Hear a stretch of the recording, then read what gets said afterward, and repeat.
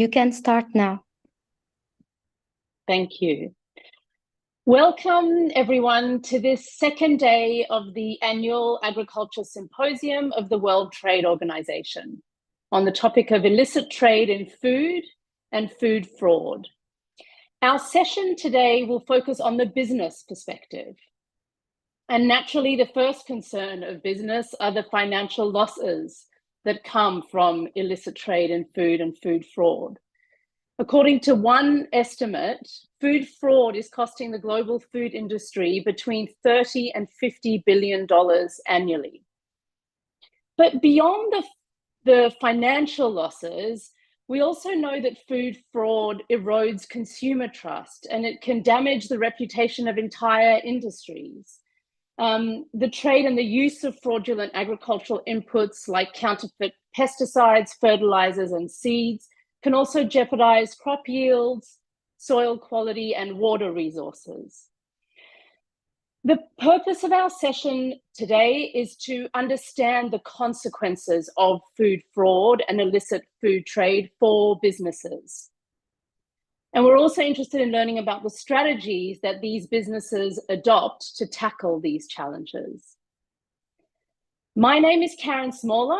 I'm the Executive Director of the Shumba Centre for Food and Climate, and I will be your moderator today for this session on navigating the challenges of food fraud and illicit trade in the food industry. We have an esteemed panel with us today that I will shortly present. What I'd like to do is I'll first do 2 rounds of questions to our panelists to try and look at what the challenges are. And then I'm going to open the floor to questions from the audience. We have already received a number of questions from the audience, but if you do have further questions that you would like to ask our panelists, please send them to dialogues@wto.org. So without further ado, let's go to our panelists. I'm pleased to have with us here today an esteemed panel of 5 business representatives and government officials. So we have Sergio Fragoso Rodriguez, who is Head of Brand Protection at Moët Hennessy. We have Stefania Carpino, who is at the Ministry of Agriculture in Italy, and she runs the guidance and coordination of research and analytic activities of the ICQRF laboratories. We have Lukasz Wozniacki, who's the Senior Manager of Trade and Anti-Counterfeit at CropLife Europe. Tony Wright, who is the CEO of UMF, which is the Manuka Foundation, but the Manuka Honey Association. And Rachel Harui, who's the Managing Director of Damascene Essential Oils Processing in Ethiopia. Welcome and thank you for being with us today. So without further ado, let's start. Sergio, I'm going to start with you. Welcome. Thank you. Alcoholic beverages are a significant proportion of the illicit trade. Just 2 months ago, the European Anti-Fraud Office seized around 6 million litres of illicit alcoholic drinks. What are you doing about this? How do you try and combat this illicit trade? What are the strategies that Moët Hennessy uses to try and ensure the authenticity and integrity of your products?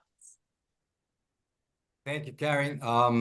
First of all, I would like to thank the WTO for this opportunity. I mean, to be able to participate in this forum and to have the chance to underscore the integral role for the wine and spirits sector within the broader agri-food industry is essential. So thank you for that. And well, I think I will be pretty straightforward when it comes to talking about the risk for consumer linked to counterfeit wines and spirits. It is a matter of life or death. I mean, people can die because of the consumption of adulterated alcohol. It is simple as that. And we believe that that's the reason why illicit trade is a central issue in the wines and spirits sector. I mean, it represents a significant challenge not only for producers like Moët Hennessy, but also for governments. And broadly speaking, I think that we need to clarify what does illicit trade really means and or represents for our sector. I think that we have three main threats or concepts that we can have in mind. The first is smuggling, which is an original product that is being illegally imported and sold in local markets, of course, evading all payment of taxes at the local level. Secondly, will be illegal artisanal, which are products made outside the regulatory framework within a production practices that are not, let's call, compliant, certified, or even defined. And the third will be counterfeits.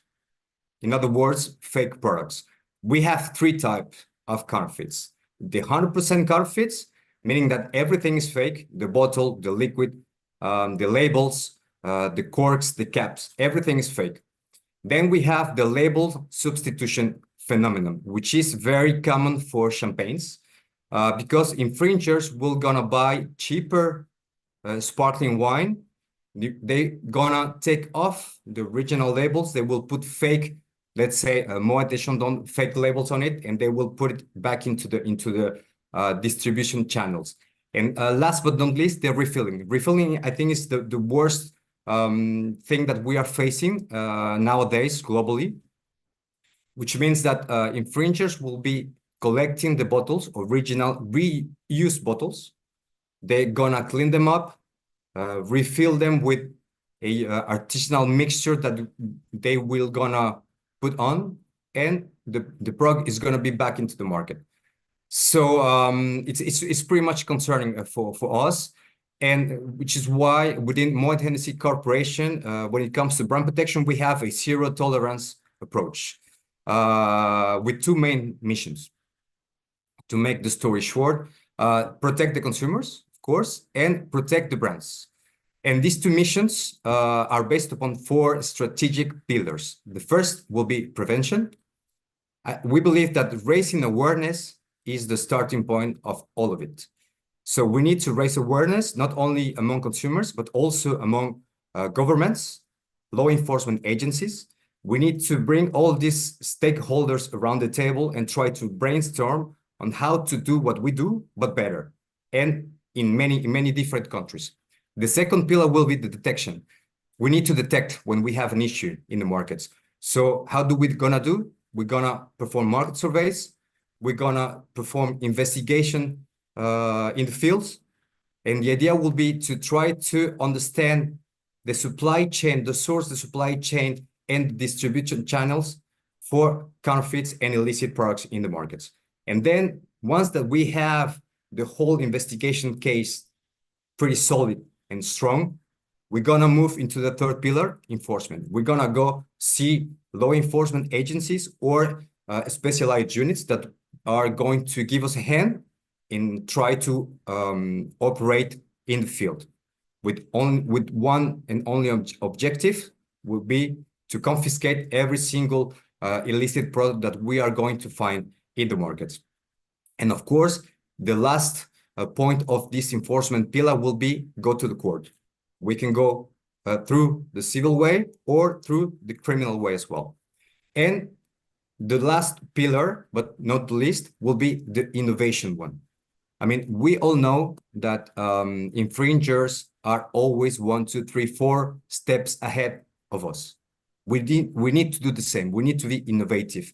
So we try to be innovative, not only when it comes to how we are going to run our strategy, how we are going to do our legal proceedings, but we also need to be innovative when it comes to better protect our products. Technology is key within this pillar. So we try to spot new technologies such as connected caps that we are all seeing in the markets right now, the NFC technology to see whether or not the bottle has been opened before, the digital footprint technology as well, and of course the protection of lot codes. This is very important again. And Thank you, Sergio. We'll come back to you. We've got another question for you, but I do want to give time for others. Very clear messages. This is about life and death, 3 threats: smuggling, illegal artisanal, and counterfeits, and 3 strategies: prevention, detection, and enforcement. Stefania, can we now pass over to you? You have extensive experience in the dairy sector, if I'm not mistaken. We know how critical the dairy sector is in so many people's diets, in contributing to better nutrition among children, in contributing to healthier diets, giving people what they need to have nutritious lives. How are you seeing illicit trade in the dairy sector or fraud in the dairy sector threatening the value chain? Okay, thank you first for the invitation.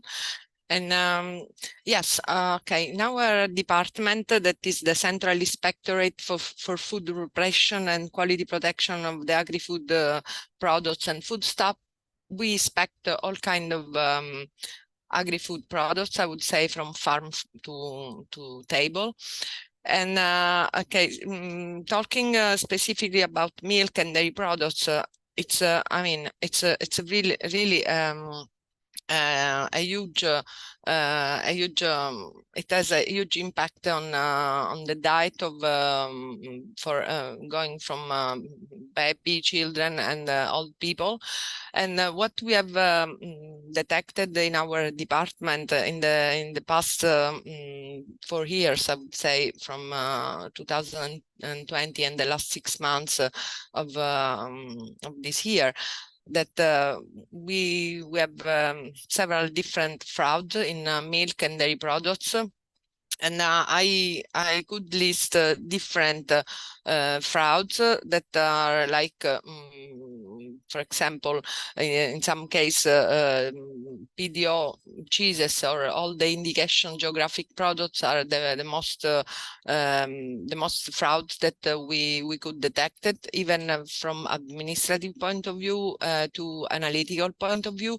And using, for example, undeclared preservatives, so using different milk, cheese to produce the declared product, especially for buffalo mozzarella, for example, or another kind of fraud are like the omission of in the labeling, in the labels of the mandatory particulars, because we have a special law in Italy that we have to respect.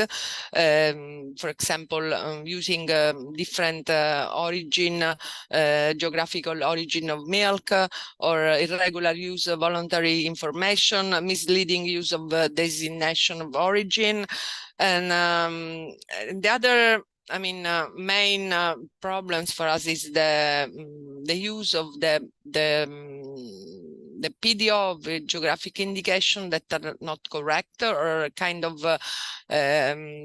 evocation of Italian cheeses and sold even online or in the European market, because we also have a channel where we check the online selling of these products, because we have a special agreement with all kind of like Alibaba, Amazon, and other sellers that are online.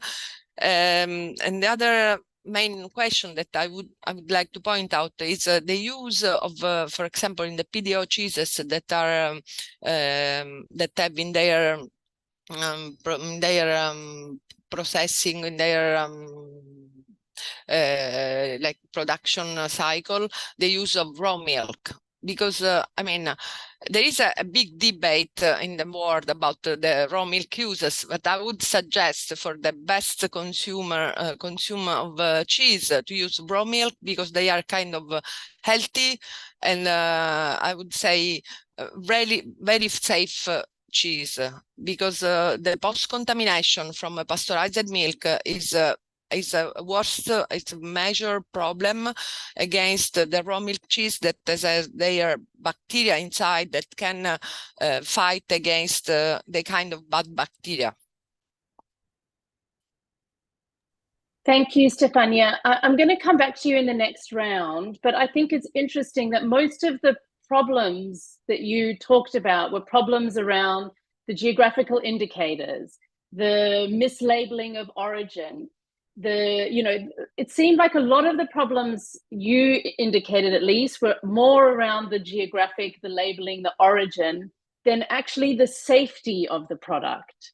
So I think it would be useful when we come back to you to speak a bit more about, are these products that are being mislabeled, are they unsafe? I mean, you mentioned, there is this post-contamination that you see from pasteurized milk more than you see from raw milk. So that is definitely, that contamination, a problem.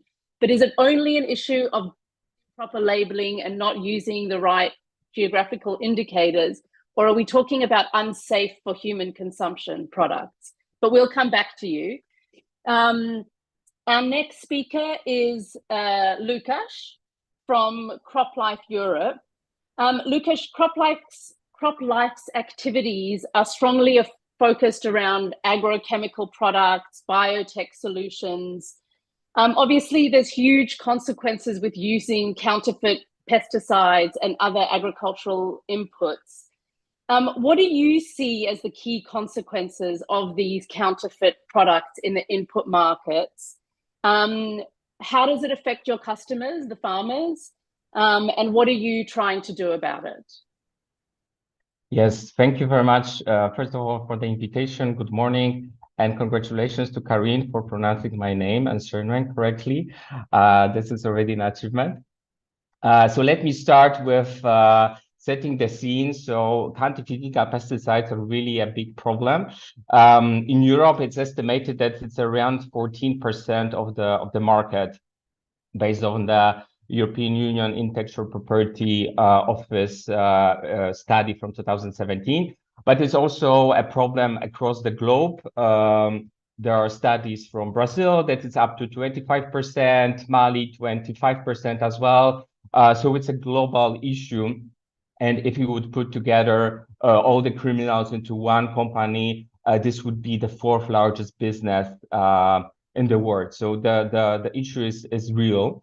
And in terms of the risk, well, the first victims are farmers, because on one hand we have legal pesticides which are tested, go through the safety tests.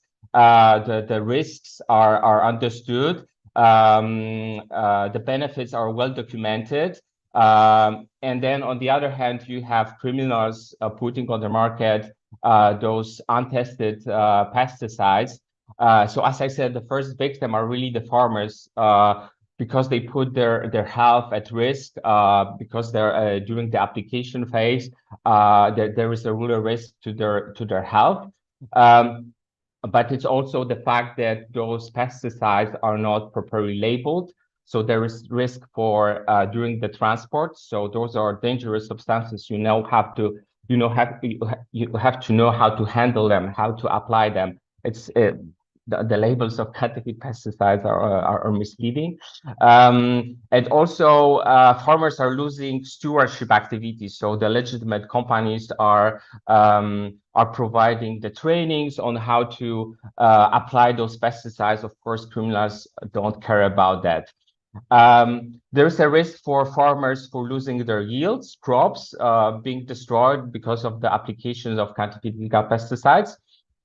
And then we know cases of the whole farms being destroyed because of the applications of those dangerous chemicals. And here we're moving to the second victim, which is really the environment. So we're talking about potential risk of groundwater contamination, the dangers to endangered species of both fauna and flora. We were talking about the containers. So legitimate companies are often providing collection schemes, recycling for the containers. Of course, criminals don't do that. We have an issue of water and land use, lowering greenhouses emissions. If you have illegal pesticides, which might not be destroying your farms, but then are inefficient, then you will have to repeat the spraying. So you're increasing water use, land use, and greenhouses. And there's also a risk of losing subsidies in many countries, for example, in the EU. Another victim is state, who is losing state revenues because of the activities of criminals. And R&D industry as our member companies who are investing a lot in innovation across the globe. And finally is the food chain, because we're losing, there is a risk of losing reputation for the whole chain. So it's not only farmers, but also all the companies involved in the food chain. Great, thank you, Lukasz. Again, I'm going to move on, but I want to come back to you. Very important points about how significant the counterfeit pesticide market is, not just in the EU, but also globally. About the risks, you know, farmers being the first victims, them losing the stewardship that comes with working with companies like CropLife, the environmental risks, which I found interesting because the whole agrochemical industry is heavily criticized for all the environmental effects of pesticide use, whether it's illicit or not. And so, you know, if you could, again, when we come back, I'm going to move on now, but if we could come back to talk about how CropLife is dealing with the negative impact of legal chemicals on the environment, I think it would be useful to hear a bit about that. We're going to move on to Tony. Tony from the Manuka Honey Association. A very important product that's been touted as having huge benefits for human health, antibacterial properties. I understand that your association has tried to introduce a quality assurance system to guarantee the quality and the benefits of Manuka honey. Can you tell us a bit about the challenges that you faced on global markets when you tried to introduce this product, you tried to properly certify it, protect the real product? Yeah, sure. Thanks, Karen. But before I talk about the challenges, I'll just talk a little bit about what we do, because we may not be that well known by the audience. So the UMF Honey Association was set up about 25 years ago, recognizing the need to give consumers the means to verify the authenticity and potency of Manuka honey. And that was for the reasons that you just described, which is that it was recognized decades ago that Manuka honey had unique health benefits which were of value to consumers, and protecting the consumers' rights to getting the product that they think they're buying was paramount. And so that was the purpose for the UMF Honey Association being set up in the first place. So we've got about 70% of exports from New Zealand now covered by our UMF certification system. And the UMF acronym, so the UMF itself and the logo are registered trademarks, and those trademarks are incorporated into the product label design by our licensed users. So when you see Manuka honey in the markets, you'll see the UMF logo or the UMF acronym, and that gives you confidence that those products are authentic Manuka honey from New Zealand. So the promotion of the UMF quality system has been a joint effort by the UMF Honey Association itself, as well as the brands that are using it. And collectively, we've achieved good recognition in the category. And it's an ongoing effort to ensure that new consumers coming into the category are educated on what to look for. And well-informed consumers understand the importance of the UMF certification and make it part of their purchase decision-making process, which has led to recognition by retailers who also want to see UMF on the brands that they're stocking. So, of course, that then creates the problem that the value that we've created is a target for fraudsters who want to mislead consumers. And the most likely forms of fraud in this space is either the use of our trademarks on genuine Manuka honey, because basically they don't want to pay for a license to be certified, or the other one is it's honey, it's genuine honey, which has been labeled as Manuka and so is not actually Manuka. So we don't really have the issues that were described by some of the other panelists around the safety issues. What we generally see is issues around substitution of honey being mislabeled as Manuka, but we don't see any real issues around product safety as such. So we've got a really active legal program around this. We're active in identifying and acting on incidents where others are infringing on our trademarks, but also where we believe that they're promoting a confusing situation in the market. And fortunately, it's not just us who has to do this. We've got all our licensed users are passionately vigilant about alerting us to any of these situations, so we get to hear about them. And I'd say that if I'd summarize how we've actually achieved our success is that we've had a relentless focus on educating consumers and retailers what to look for, getting a trademark protected in all of our key markets, monitoring and acting on those infringements, which is an endless battle, unfortunately, and also having a really strong level of batch verification in place. So consumers and retailers can get online assurance of product authenticity through our website, which is a really powerful tool for them to use. So if they're ever in doubt about the authenticity of a product, they can come to us and we can verify it for them.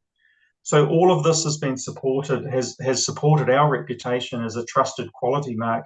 But as I said, it's a never-ending battle to deal with brands outside of UMF trying to mislead consumers.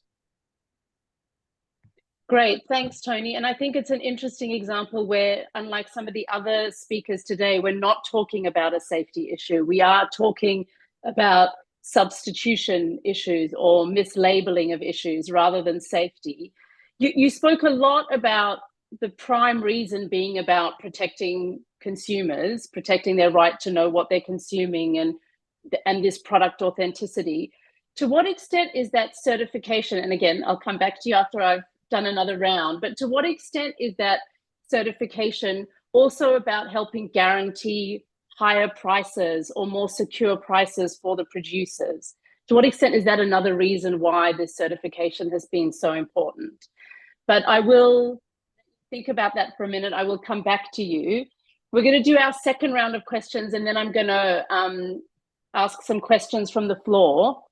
So Sergio, maybe coming back to you, because I interrupted you at the end of your presentation. I think sorry, if we can confirm, I think Rachel is not with us yet, so I can't see her here. So we were supposed to have Rachel from Ethiopia, but she hasn't arrived yet. So if she does arrive, I will call on her. But Sergio, if I can go back to you, I mean, you gave a very, very clear vision of the challenges and the strategies that are needed to protect against counterfeit or illicit alcohol. How important are national authorities in this strategy that you have to preserve your markets both nationally and abroad? And what have you found worked in that collaboration with national authorities? Yeah, thank you, Karen. Yeah, I mean, collaboration, not only with national, but also with international authorities is essential if we seek for an efficient implementation of our strategy. That's pretty sure. And I mean, as you can imagine, we faced many different challenges depending on the jurisdictions that we are acting on. And you can name it. I mean, corruption, financial or political influences, inconsistent legislations, and many others. But basically, we believe that this is the reason why we are actively seeking to collaborate with public authorities. And to give you a super excellent example would be the protection of load codes. I mentioned earlier before that load codes, it's also super important when it comes to innovation. And this is something that we need to take care of a lot.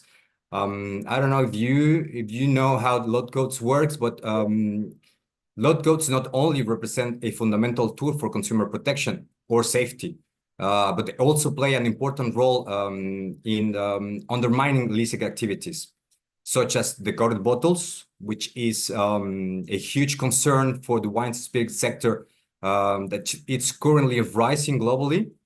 A decoded bottle is very simple to understand. It's an original bottle that has been erased from its original load code. And you have two issues raising for this activity. The first one is that you, as producer, you lost all traceability on your product.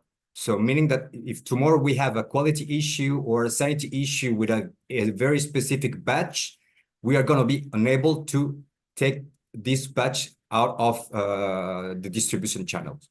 And the second problem that we are now seeing or noticing is that illicit traders have understand that it was very easy to deal with decoded bottles, and they are now mixing decoded with counterfeit bottles, which is a very huge concern. And the problem, and I think this is very worth to talk about in this forum, is that in many markets, lot codes are not protected by any legal framework. Therefore, we have now to face a significant presence of decoded bottles in many markets with major risk for consumers. It's everything about the protection of the consumer.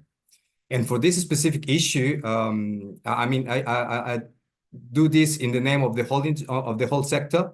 We urge the public authorities to implement protective provisions, ensuring the presence of manufacturer lot codes, and to make illegal the tampering or the removal from the product. So, of course, we can support awareness-raising efforts that we are seeing all over the world from many governments. For instance, we have a very significant example. The Ministry of Justice in St. Martin launched a very successful campaign targeting custom authorities and consumers, of course, warning them about the risk of decoded products, emphasizing the fact that they are linked to counterfeit and to illicit activities. Today, the reality is that we are seeing less decoded products in the island. So this is a very successful story. This is something that we would like to replicate throughout the entire Caribbean as initial region, but also beyond. And we believe that the WTO has an important role to play in countering illicit trade. It is clearly demonstrated that also complex regulatory demands, divergent standards, and high tariffs, highly tax rates can increase the complexity and of course, put some barriers into legitimate trade. And in consequence, we can have, of course, many opportunities that we're gonna be creating for illicit operators to exploit consumer demand for cheaper products, of course. And I mean, a very example is Brazil. Brazil is I would like to say is the most difficult and expensive market when it comes to exporting wine and spirits because of the complex regulatory framework that it's currently in place. And of course, we are seeing a lot of smuggling products, illicit products in the border, the triple frontier, as they call it, Brazil, Argentina, and Paraguay. So yeah, I mean, to conclude, yeah, the wines and spirits sector, we are strong supporters of the WTO's work. And we believe that to fight against illicit products, we should be more consistent, and it should be substantially integrated into the TBT and SPS work to better assess trade barriers and to avoid, to enhance in many ways illicit activities. Thank you. Great, thanks, Sergio. So again, very clear messages, both a role for the national authorities, but more importantly, globally. At the national level, we've got this need, you're calling for protective provisions to ensure the presence of manufacturers' lot codes. And I thank you for explaining it because I'd never heard of it before. And at the WTO level, to be integrating some of the issues that the sector is facing in the TBT and SPS agreements. So thank you, Sergio. Yeah. And now I see she's dropped off again. Is that right? Yes. So I think she had joined and now I don't see her again. So let's keep going. And if she comes back, I will give her straight away the floor. Stefania, coming back to you now on this issue of dairy, and to what extent are we really talking about unsafe for human consumption products or problems in geographical indicators, origins, labeling? And I mean, I guess my question to you is, where do you see the role for the government to be intervening to protect this sector versus industry? Where does the government come in? Where does the industry come in? How important is it to be protecting your markets abroad, domestically? If you can share a bit of your thoughts on that, that would be great. Over to you. Yes, okay. Yeah, as I mentioned earlier, it's like it's our department main role to protect the quality of the products inside Italy and all around the world. That's why we have this kind of strategy to control also the online selling of these products. So I would say that our role is kind of balanced, because we work in supporting also the farmers in producing their products, the industry, I would say the consortium, because the reality of Italy, especially for the certificated products like geographic indication or PDO products, are kind of organized in a consortium. So all the producers are like work together in promoting and selling at the best price their product. So what we have also developed in this last year is the implementation of unfair commercial practices. That means, monitor and control, for example, the power of the farmers in selling the milk to the big industry, because the milk is kind of a product that has to be sold as soon as it's produced. So some industry apply a strategy, it's kind of bad strategy, to leave the milk in the farm and not pay at the right price. So having the milk stopped in the farm make a lot of trouble and a lot of economic impact on the farmers. And so what we do is it support the farmers organizations in having a clear and to avoid the failure to respect the payment terms, and also in failure to respect the agreed price.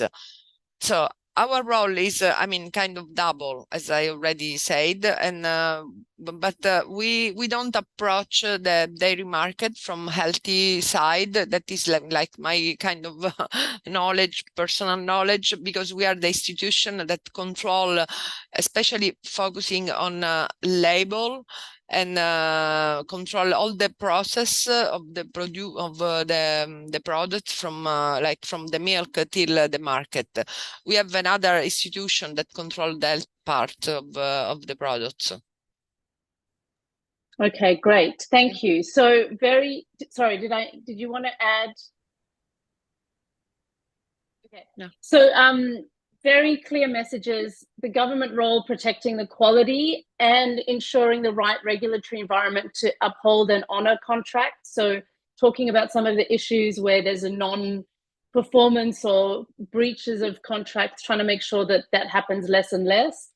And really for the private sector or the farmer's role being around, organizing, making sure they get the best price, making sure they're negotiating for the best price for their produce. So thank you. And thank you for that clarification that your division is much more about that labeling and quality control rather than safety, which is it's another division. Rachel, you managed to join us. Great. I saw you before and then you dropped off. So it's great that you're back. So Rachel, you've actually been in a WTO webinar before talking about this issue of illicit trade in food and food fraud. And you were speaking a lot in that webinar about the factors affecting illegal trade in Africa. You spoke about insufficient legal instruments and border controls, long borders, making it easier to cross over and trade in counterfeit or smuggled products.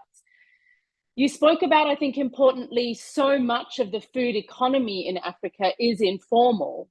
And so how do you make sure you prevent this in a context where most of the food trade takes place in this informal economy? And then I think importantly, the high levels of poverty that mean that it might become attractive to go for a cheaper product, even if it is counterfeit or harmful.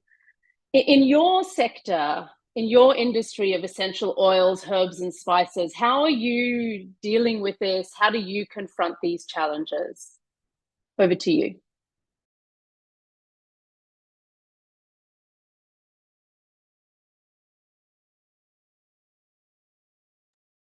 Rachel, you're still on mute. Hello? Am I? Hi. Okay. Now we can hear you. Yeah, that's great. Okay, good. Okay. In our industry of the spice and essential oils, we are just mainly talking about taste, color, and the flavor. All these things requires time when the farmers or the producers are growing.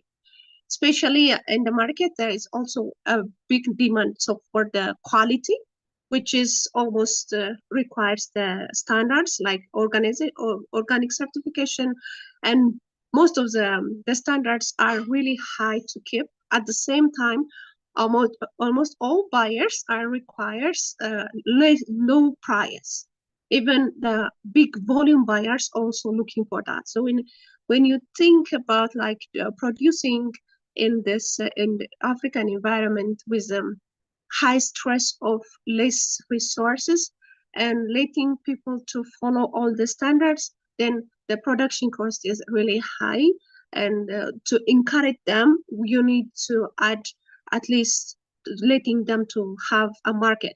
At the same time, as you mentioned, all these negative parts of like uncontrolled or less policies within the fraud or this blending, we are almost getting a very less amount of the money or price, and so we are forced to sell it to the for a big volume buyers, but for with a less price, or we just send for the traders. Just those are they can find different kinds of spice and herbs in the market with a very small, very less amount of price. So the price mostly dictates the market as well, but in other way, there is high demand for high standard products. Since these are food items, people are just interested to have certified organic or something which is sustainable and can have this. So working in Africa and in this context is quite hard because you can do it, you can scale up, you can benefit, we can be benefited from the sales or from the market, and we can benefit a lot of people, like, you know, the number of people could increase, the livelihood of especially women that we are working with can be improved. A lot of things could be happen, but the market, which is not absorbing our products, maybe are not, most people are not willing to pay because there is some other blends can use a small amount of ours, then, or let me say it ours because we are working on this direction. So for certified or standard products could be mixed with another products which is quite cheap, quite less in price. So that is the interest for volume buyers. So, or just in a market, it is really hard for us to compete. Like sometimes this is the reason why we still are harmed with this. Thanks, Rachel. I might actually turn to Tony now, because Tony shared with us his experience of actually trying to create a certification scheme for Manuka honey in New Zealand. And I think a lot of the issues that Rachel's raised from a sort of producer perspective about that, those certification schemes often being very expensive, and then you need to go in the market and compete with the uncertified products, or just buyers, big buyers that are pushing down the price and aren't willing to pay that premium for your certified products. Tony, do you find the producers who are trying to get the certification in New Zealand struggling with those same challenges of expensive certification on the one hand, important certification to guarantee the quality of the product, but expensive certification on the one hand, and then buyers trying to push down prices on the other? There's absolutely no doubt that if your product is certified, then you've got a trading advantage. So even if there is an additional cost, I would say a producer needs to be part of a certification group, because if your product is certified, you've got so much more consumer confidence, retailer confidence. The whole supply chain has a level of confidence which you just do not have otherwise. So I think the cost, whatever the cost, will sort itself out, and it will always get to a point where it's reasonable because it has to. But I don't think you can have these sort of products without investing in some form of certification scheme to verify their authenticity. So I think it's absolutely essential, and I think all of these products, there's many like this around the world. If you don't have some form of certification system for them, the producers will always get ripped off. The producers will always get less than what they deserve to be part of what they will ultimately protect if they invest in it in the first place. Great, thank you. Rahela, we'll come back to you. I want to go to some of our other panelists before, but I think it's quite a powerful message that, you know, it's not really a choice of certification or not. If you want to get that premium, if you want to get that trust, if you want to verify the authenticity.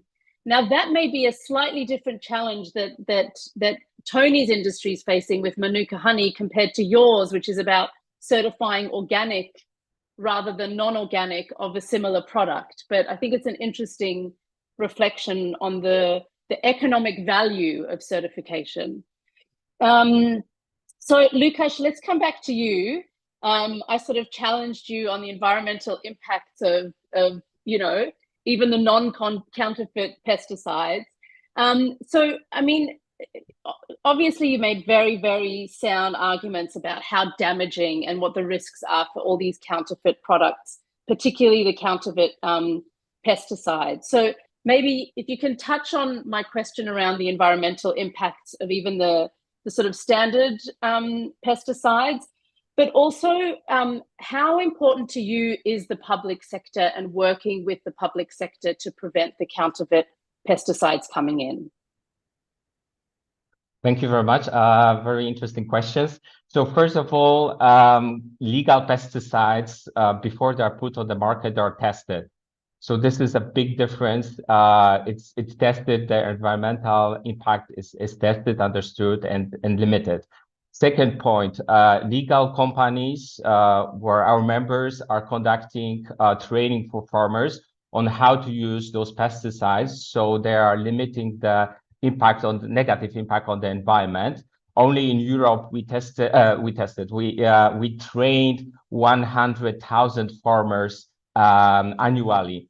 But this also includes referring to legal pesticides. We also train law enforcement, customs, and students.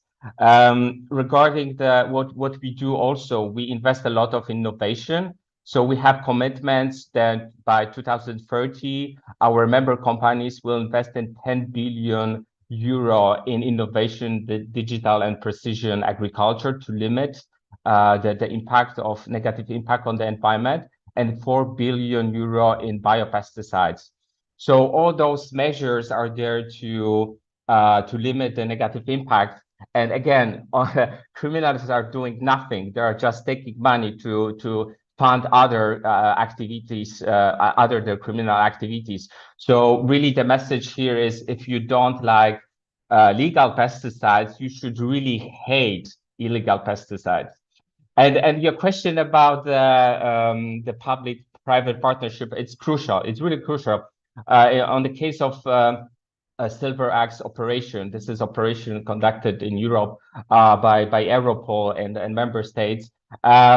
We as industry are providing intelligence, trade analysis, also technical expertise on the patents, on the labels, on shapes of bottles. We are also cooperating with the authorities regarding raising awareness. So we have communication campaigns where we're trying to reach farmers about the risk of counterfeit legal pesticides. We're also training, providing seminars, exchanging best practice, enhancing exchange of best practices for law enforcement, customs, police, but also judges, prosecutors. This is one thing, and I also wanted to mention innovation thing that we're trying in some points is that we're working with social media influencers. So, for example, in Poland, we have a project with the couple of young farmers who have active YouTube channel, and we're working with them to raise awareness about counterfeit legal pesticides. So not only public-private partnership is crucial, but also interinstitutional cooperation, because there are different legal bases or where you can fight criminal activities connected to counterfeit legal pesticides. So food safety authorities, customs, police, and then also international cooperation, because it's a global issue.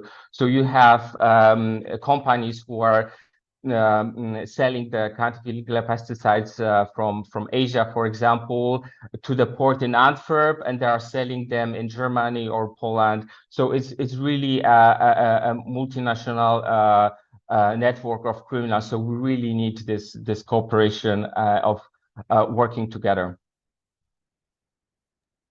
Great, thank you. And I mean, I liked your motto, you know, if you don't like the legal pesticides, you should really hate the illegal ones. I think that's a very powerful message, but also very concrete examples about what's happening in Europe around public-private partnerships. And you gave the example of the Silver Axe operation, where you're helping provide regulators with the information, the analysis, the data they need to act. But I think beyond that, as you very rightly said, it's not just about that public-private partnership. It's also about the interinstitutional cooperation, the finding innovative ways to reach out and raise awareness, and the crucial importance of international cooperation, which you know, is an important role that the WTO tries to play as it convenes member states to enforce the trade agreements. Rafael, we'll go back to you, and then I'm going to ask some questions from the audience. I mean, if you want to respond to what Tony said, feel free, but I also want to know a bit, I mean, I understand that Damascene, your company, does quite a lot of work with women on the continent, supporting women's cooperatives. Are they more negatively affected by this illicit food and this food fraud than male producers? What is the gender dimension of this issue? Again, unmute first, please. Okay. Thank you. Great. We can hear you. Thank you. Again, then when we look at the farmers, especially women farmers, they are the one who just leading the house. Like, you know, most of the things are, especially in Africa, women are the backbone for most of the family. So if they get in our project, we are just thinking like the way we are approaching is helping women to create their own job. They use their farm. They use their small farms, especially most of them are just who are working with us reside in the UNESCO biosphere reserves, which is a rainforest area. So they put a positive for the environment. At the same time, they create what they can produce and sell. They create the income for the family.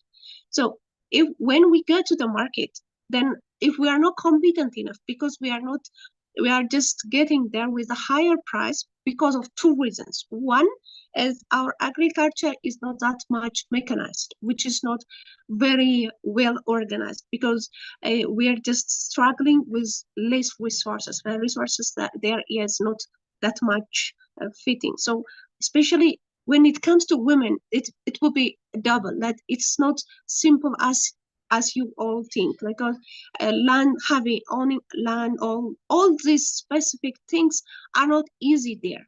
We're trying to approach in the some modern, some innovative way of approaching, using their backyards, which is really quite good for them. So creating a job for them is really hard, and at the same time giving them the income sourcing activity is good.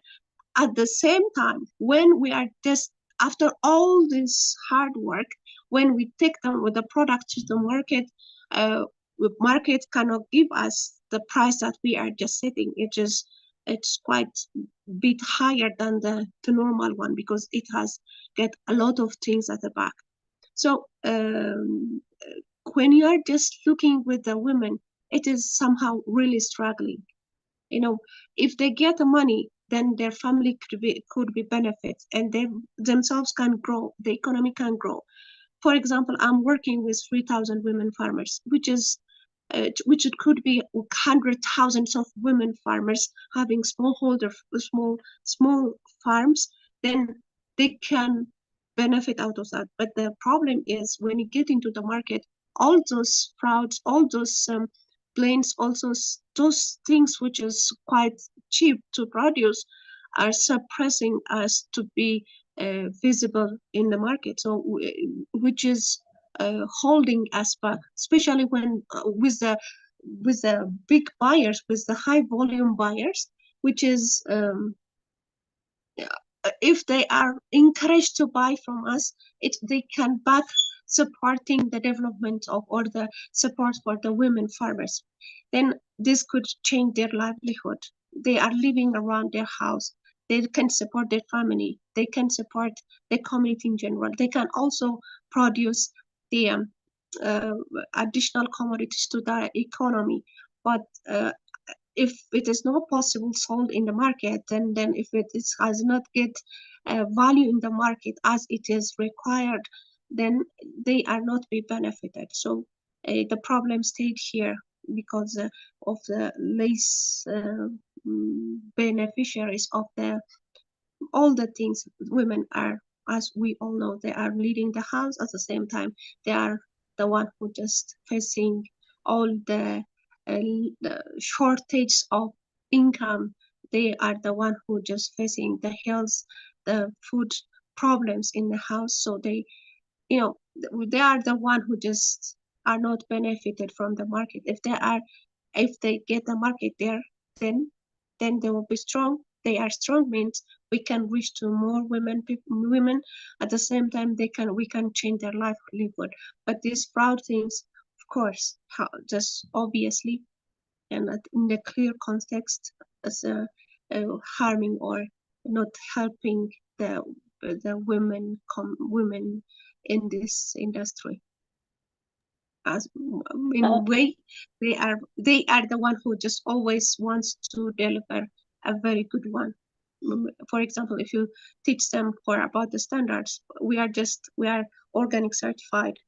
When we teach them, when we were just trying to guide them to the way of standards, they were happy. They're also always they are on the standards. But if they don't have a market, if they are pressed in the market, so how can they survive? So the problem is still keeps on going. So this fraud things is, especially getting into the market, is the main problem. Getting a buyer, like just who can pay. That's the problem with the women farmers. Thank you, Rahel. That was a very powerful description of the situation of these women farmers that you work with. But I think very clearly your message being prices is the real issue, and this pressure on prices and not being able to get that higher price for the organic certified or from these bigger buyers being probably a bigger factor than the illicit trade. So I've got lots of questions now from the audience, so I'm going to quickly move on to that. We've got half an hour left, so we're doing well on time. Sergio, I'll start with you again. You have two questions. One question from Geneva. which I think you've actually answered, but so feel free to add anything else. But it says, can the WTO and trade opening help in the fight against illicit trade in alcohol? I think you've very clearly answered that. So if you want to add anything more, but I think you've been very strong that the WTO does have an important role to play. And then a second question from Malaysia, which says, in today's world, what are the main drivers for illicit trade in alcoholic beverages? Is it the prohibition that exists in some countries, or are there other factors? Sergio, over to you. Yeah, thank you, Karen. Yeah, definitely. I think this is one of the most important factors, the prohibition that we can face in many different countries. But you can also have the factor that, I mean, to do illicit business when it comes to wines and spirit, it's a very profitable way of earn your life. I mean, we are seeing the raising of many problems that we are seeing in many different countries that we haven't seen in the past. Now we are having many issues. So you have this, you have also all the barriers to illicit trade that we just talked about early on. And of course, sometimes it could be also a problem of shortage of products. So it is something that we as industry, our sector, we can face to have not enough stocks to give sufficient products to the market. So this is also, that could be also a factor that can raise illicit trade, of course. Great, thank you. Stefania, over to you. Two questions for you. One from Quebec. Is market growth for synthetic milk to the dairy industry and a driver of fraud in the milk sector? So this person says some of the companies marketing synthetic milk claim that their milk is animal-free, lactose-free, hormone-free, pesticide and antibiotic-free, and so on. So is this a threat to the dairy industry and a driver of fraud? That's your first question. And then the second question is from China, and they ask, what can you tell us about the fraud that's linked to milk powder in particular, and what precautions can industry and regulators take? Over to you. Okay. Yes. Okay. For the first question, yes, sure. We have several different products in the market,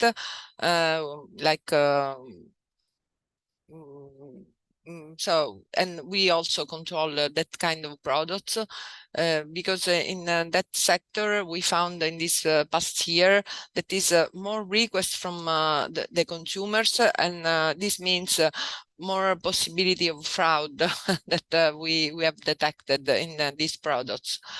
And because especially for less lactose, for example, content or other peculiar products are more sensitive for the health of the consumer. So even if it's not our main role, but we check all the chemicals parameters and in order to be sure that everything that is declared on the label is what is in the product. And so for can you repeat the second question? I missed your voice for just 1 second and I couldn't catch exactly the question. Sorry. No problem. So the second question is from China, and they say, what can you tell us about the fraud that's linked to milk powder in particular, and what precautions can industry and regulators take? Okay, yeah, sure. The milk powder is allowed for the big industry products. I mean, we talk about kind of commercial product for sure, like pasta filata cheese, and mainly used for like pizza, for example. And it's I mean, the dry the powder milk, it's not a kind of big deal. I would say is for some reason could be considered a more safe product then especially when we talk about huge production, huge industrial production. Yeah, there is a national regulation, but there are also European regulation that check all the content for protein, fat, dry matter content, and there are also some microbiological analysis that are performed from the other national Italian entity. So, I mean, but we have a big, as Italians, I mean, we say that there are kind of different line of production, the industrial one and the kind of traditional certified PDO geographical indication products. So mostly of the industrial products are more like for a kind of I would say more commercial use for like in preparation of, I would say, for a kind of frozen food like pizza or other kind of food. But I mean, the use of power milk is not something that Italians really like. Great, thank you. Thank you. Very interesting. And I think especially about this, the issue around the synthetic milks, and that clearly, because of the sort of proliferation of them, there's more possibility of fraud, but also the consequences, because a lot of people who are eating those milks have their particular health problems, and that's why they're choosing it. So if there's fraud there, we've got health problems that arise. Lukasz, 2 questions for you. One question from Uganda. So this person says, top crop pathologists in Uganda are telling us that 50% of crop loss in Uganda could be attributed to fake pesticides. How bad is the problem of fake pesticides in Africa in particular? I mean, you gave us earlier that statistic from Mali about 25% of the pesticides in Mali being counterfeit, but can you maybe, share a bit more about the situation in Africa? And then a question from a member of the World Farmers Organization. And they ask, what are some of the signs that farmers should be attentive to so that they recognize fake pesticides and agrochemicals? What are the alarm bells? Over to you. Thank you very much for those questions. So I will start with the second question, how to differentiate between legal and illegal pesticides. So it's really depends on the market. So on the regulations. I will speak about Europe, but it's very often also requirements in other regions. So first of all, the best is to buy from legitimate sources. So from the distribution points where you know that are registered, certified.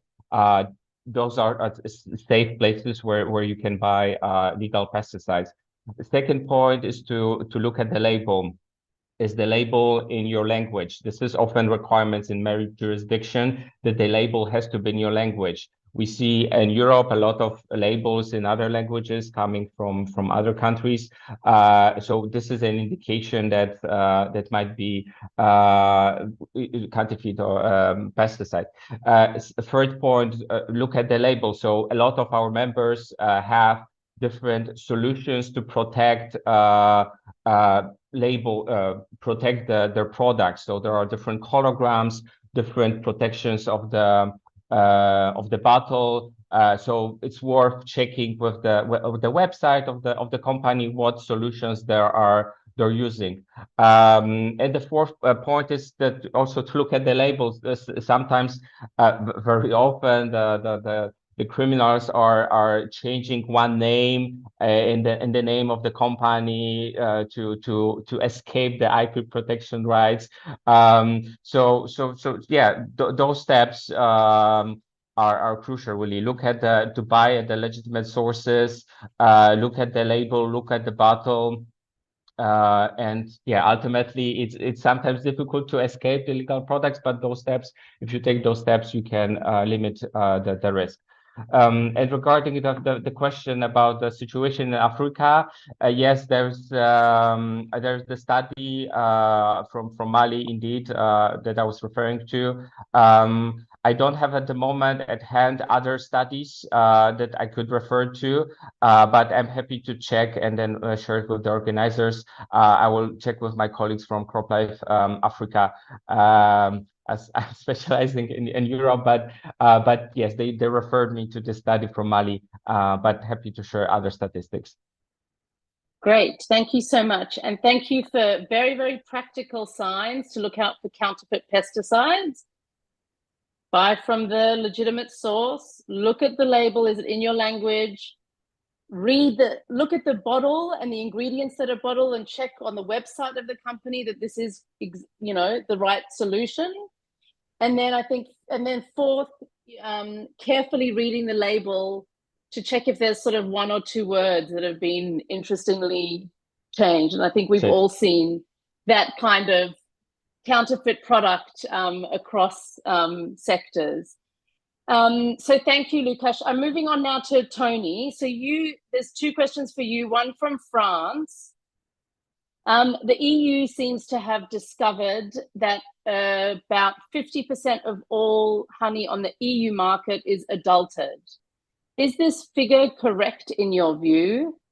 And how can consumers have any trust in what they are buying with a figure like that? And then the second question is from Ethiopia. They say, we hear that bees are going extinct mainly due to climate change. What impact does this have on your industry? And will this extinction be a driver of fake honey in the future? Well, in the tradition of the last speaker, I'll answer the last question first, which is, are bees going extinct? I think that the chances of bees going extinct is about the same as chickens going extinct. So I don't think we have a problem with bees going extinct because they are under human management and therefore they are going to be looked after. So I don't think we've got anything to worry about there. And I also think honey is so incredibly complex that to try and create synthetic honey that replicates complex honeys like Manuka honey, why would you bother? It's just so complicated. There are better things to spend your time on, quite frankly. So I don't think we have to worry about fully synthetic honey. I think some of the simple honeys are probably easier to replicate. But the more valuable honeys, and Manuka is one of them, but there are others that command a high value, like cedar honey from Yemen, very hard to replicate. So, and they are very easy to authenticate if you know what the chemical profiles are and you know what to look for. So I don't think that's a problem. So the first question was around adulteration, and I'm aware of an EU report which talked about a lot of adulteration. What they're talking about there mostly is the addition of foreign sugars, so other sugars that have come from plants that bees haven't harvested and put into honey themselves. And often that's called economically motivated adulteration, where someone has deliberately added sugars to try and make the honey go further. There are a lot of detection methods available for that. The problem with a lot of those detection methods is they haven't been fully validated, so we're not really sure what the size of the problem is. But also I think we've just got to put a bit of context around some of this. The adulteration that they're talking about sometimes goes back to beekeeping practice, which is to feed sugars to bees at times when there isn't a nectar source, and sometimes those sugars become part of the honey composition. We control all of that as much as we can, but there is a small amount that can get into the honey. Now, that you could argue that that's not really adulteration, that's more an artifact of production. So I think we've just got to be careful about not being too alarmist about what actually is adulteration and what isn't. But it doesn't mean that we shouldn't be vigilant about it, because there are also there are businesses out there in the practice of trying to make honey from other products, and to make honey go further. So yeah, look, I think 50% of honey being adulterated is probably a bit alarmist. I would question that. I would say it's nothing like that. It would be a very small percentage of honey that's actually adulterated. And the honey that is adulterated at those sort of gross levels is pretty obvious. And again, that's one of the reasons why you have a certification program like ours, because we're looking at all of that sort of stuff and we're across all of that, and we make sure that the product that's being certified by us is not showing any evidence of adulteration. So again, if you go back to how do you manage some of these things, having the really good standards in place, having the surveillance programs in place, the programs for verifying the product quality, it all goes back to then giving consumers confidence in the product. So I think possibly there's adulterated products on the market. Well, not possibly, there is. I don't think that the magnitude is as big as what's reported. And if it was under a certified program, I think you would find it very rare to find product that is genuinely adulterated. Great, thank you. That was a fascinating answer. Rahel, 2 questions for you. One question from the US. So they ask, in addition to fake substances that are inserted in essential oils, what would you say to the fake labeling of oils, in particular, labels claiming that these oils have benefits which they do not? During the COVID pandemic, there were many fake claims that essential oils helped against the COVID virus, for example, and were debunked by the US FDA, the Federal Drug Administration. That's the first question. And the second question is from Japan. Which food industries are most affected by fake essential oils? And is there any estimate of the damage caused down the supply chain from these fake oils? Over to you, Rahel. Okay. About the labels, about the labels, which essential oils, yeah, nowadays I can agree with them. They give more than their benefit. Essential oil is part of aromatherapy, which is recognized as alternative medicine. Basically, it gets a name because it's an alternative medicine which is not certain about the results. How about the results? Most of the knowledge comes from the traditional knowledge. At the same time, all essential oils, they have their own effects on the health. But the difference is, like, we are not certain as a modern medicine, as drugs. So people are just giving values for a few of essential oils, then they give they label it like it can heal, but most of them are not healing. Like, we cannot say this can heal something, but the labels still has a problem. But essential oils can benefit our health in different way, just stabilizing our brain, stabilizing our moods, stabilizing the level of adrenaline. Then most of the things are going around. Then most of the things which is in our body just live with the balance. So essential oils basically support the balance of our livelihood. I mean, especially in our body, that essential oils, the effects are mostly happening there. And at the same time, different essential oils have different effects. But people sometimes use some specific types of problem happening, and then they can give all essential oils can support for this. Then maybe that is some misleading and people are just following that name. But just to know the truth, the essential oils are created in the plants to protect the plant, or to pollinate the plant, or to support the plant in different ways of the plant's benefit. Meanwhile, at the same time, that helps our body in similar manner, but in different way. So if we are just talking about a specific essential oil.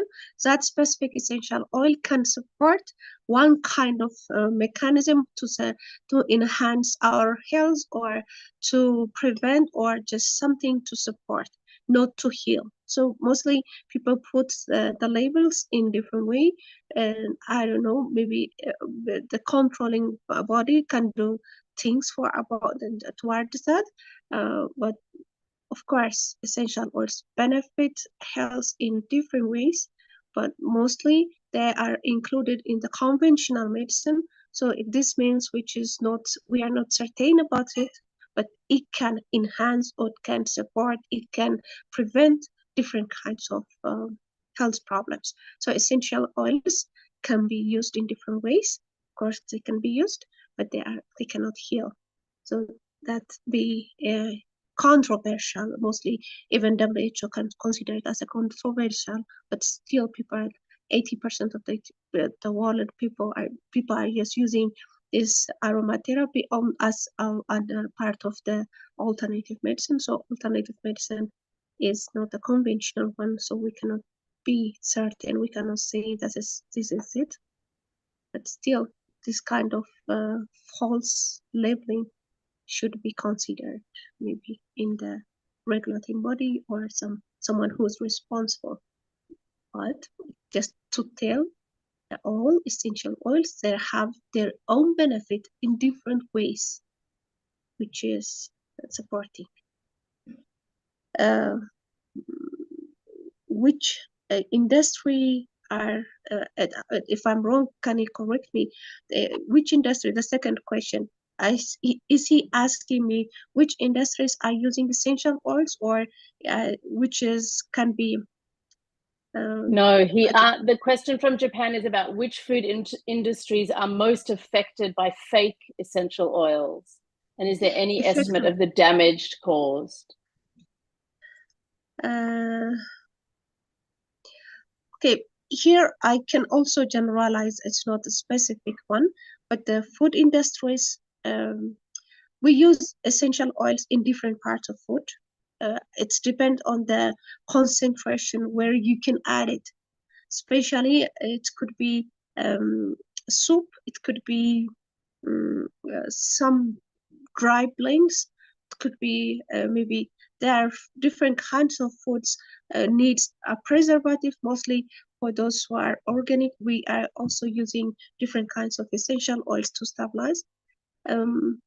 I don't know which is exact, because I don't have such information, but most industries, they use it for the flavor. If it is essential oil, this from the plant, it is good for health as long as the concentration is controlled by the professionals. But if that is as any scent or a fragrance or something which is similar to the natural source, is not affecting any industry which is related. Food industries, we can go for cookies, we can go for bread, we can go for soup, you can name it. Most of the food industries can be affected. Which one, we don't know, because as we know that we are using a blend of different kind of spices and herbs. Essential oils are the oils from the spices and herbs, so we cannot forget about the dried form, or the dry form of herbs and spices. They also contribute. So those essential oils, the pure essential oils, or the oil itself, it should be controlled. It should be under the professional. So whoever uses it in any industry can be affected. I don't know exactly which is most affected, but even though we are using it in a very small amount, that small amount can affect the big composition of any kinds of industry. We use it in cosmetics. It also works in that way. Also can affect negatively. That's the answer. Thank you, Rahel. And I think important points about, yes, there is this problem with fake essential oils and fake labeling, but that I think your key point was the context of essential oils exists within this world of aromatherapy. And if it's used in that context and it's communicated that way, that can help prevent some of the the poor use of, or the claims. And I think your important point about these are things used in the context of aromatherapy that can enhance, support, and maybe protect, but not necessarily healing. Stefania, I will give you the floor, but I'm actually going to we've got 5 minutes left, so I'm going to give you all a minute to conclude with a thought. Stefania, if you have a thought, and I'll start with you, or just one key message you want to give to the audience as we leave. So Stefania, let's start with you. 1 minute. Yes, okay. Now I want to just precise about my answer about mozzarella, because when I say that we can use the dry milk, the power milk in mozzarella, it's not the real mozzarella. I mean, it's something that is obtained as a preparated to use on pizza. So I would say, just be as, I mean, I would send a message to the consumers, just be conscious of what you buy. I mean, even if you lose some time buying your food at the supermarket or wherever you go, please check the label and be sure that you are paying what you are buying and for the real value of the product. Okay? Thank you. Please check your labels. I think that's been a very strong message that's come throughout. Lucas, you're the next person I can see on my screen. 1 minute for you. Final messages or thoughts. Thank you very much. So I wanted to underline the counterfeiting pesticides are a global issue, and we really need to work together because they are posing risk to farmers' health, environment, innovation, and even people who don't like pesticides should work with us because, as I said, counterfeit illegal pesticides are a real danger to the farmers, environment, and innovation. Thank you. Thank you, Lucas. Sergio, over to you. 1 minute. Yeah, thank you. I mean, the best message that I could pass on through this forum is that, yeah, people can die because of the consumption of adulterated alcohol. That's a fact. So public and private sector should absolutely converge and engage against these practices. Of course, in the interest of consumer safety and protection. I think that's the key point I would like to highlight today. And thank you again for this opportunity. It's been super interesting to be here with you. Thank you. Thank you, Karen. Thank you. Starting with that big message, this is life and death, and ending with it. I think that's incredibly powerful. Tony. I think if consumers want natural products that work, they need to look for products that they can trust. They need to look for certification systems. And that would also be my message to any regulators out there that are listening. We want to work with you. We'd like to partner with you. We'd like to get the cut through with regulators so that they could help us, because it's their job to look after consumers just as much as it's ours. Thank you, Tony. Important message out there to the regulators, and a lot of them are watching because this organization is made up of member states who would be where your regulators come from. Elle, last words to you.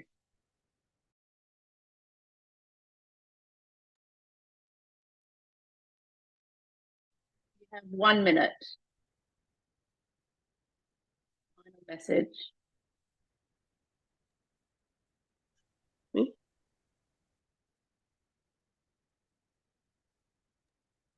Go for it.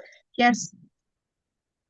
Okay, for processors or buyers, or just especially a big volume buyers, let them think about that buying these good products can support thousands of community. So paying a bit higher or just setting some standards of combining things should be there to support the community. If we think about the sustainability, if we think about the quality, if we think about changing life throughout this value chain, let them pay a little bit higher just to encourage the community to produce as it is required in the standard of in the market. So the market players, let them think about these things, because we can change life through the sustainability. And at the same time, for the consumers as well, this is very important if they can reach, or if they understand from where this source is coming, which can help the community. because we can produce more at the required. We don't have to go here and there for the blenders or for the traders. We just need to supply for proper processors and producers. Yeah. Thank you, Rahel. Ending with that key message of prices and the need for better prices for producers. You've been a wonderful group of panelists. Thank you. You've been very game. You've allowed me to go off script and ask you lots of questions. Thank you for being so enthusiastic, for keeping to time, and for a very stimulating debate. Looking forward to the rest of the symposium. Thank you, Karen. Thank you very much. Thank you. Bye. Thank you. Bye.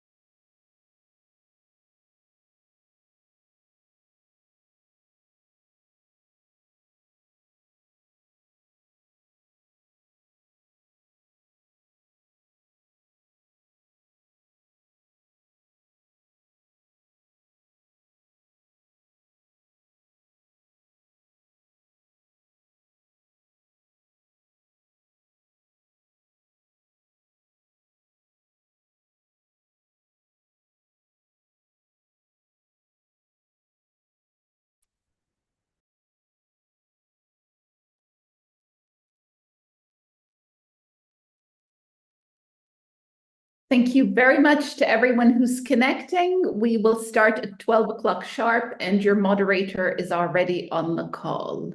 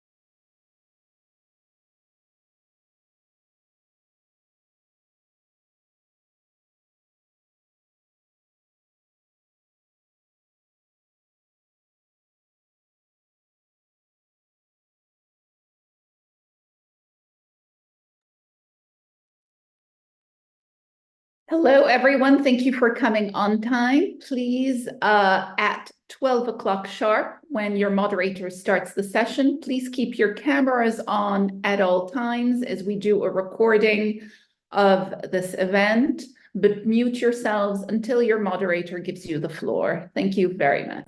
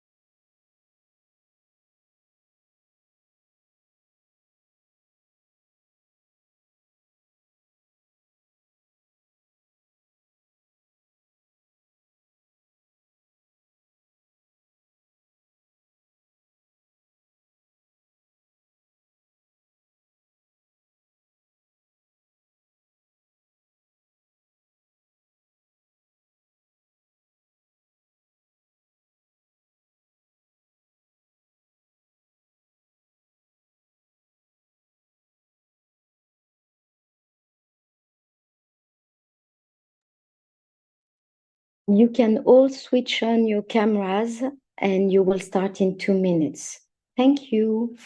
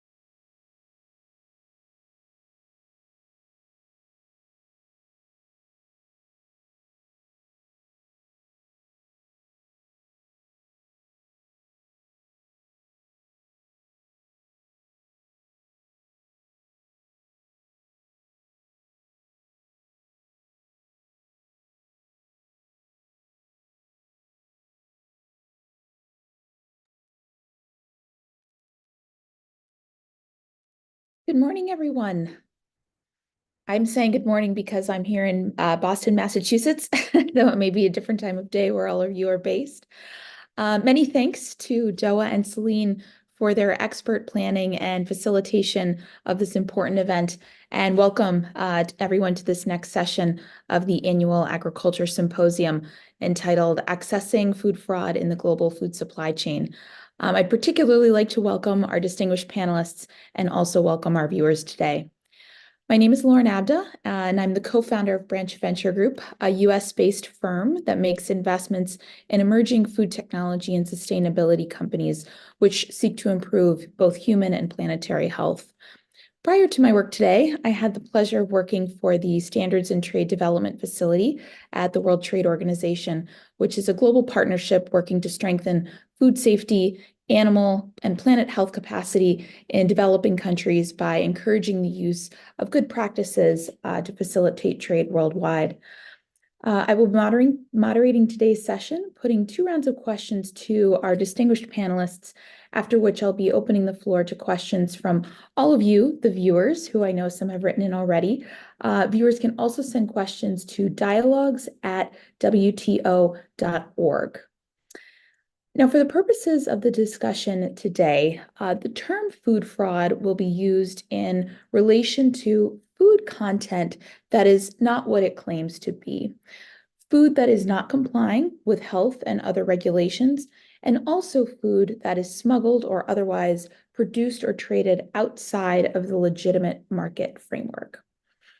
I'd like to start by introducing the topic of accessing food fraud and elaborating on why this topic is important to you, not professionally, but personally, as eaters, as parents, as caregivers, particularly coming into this festive time of year, and as conveners of family and friends.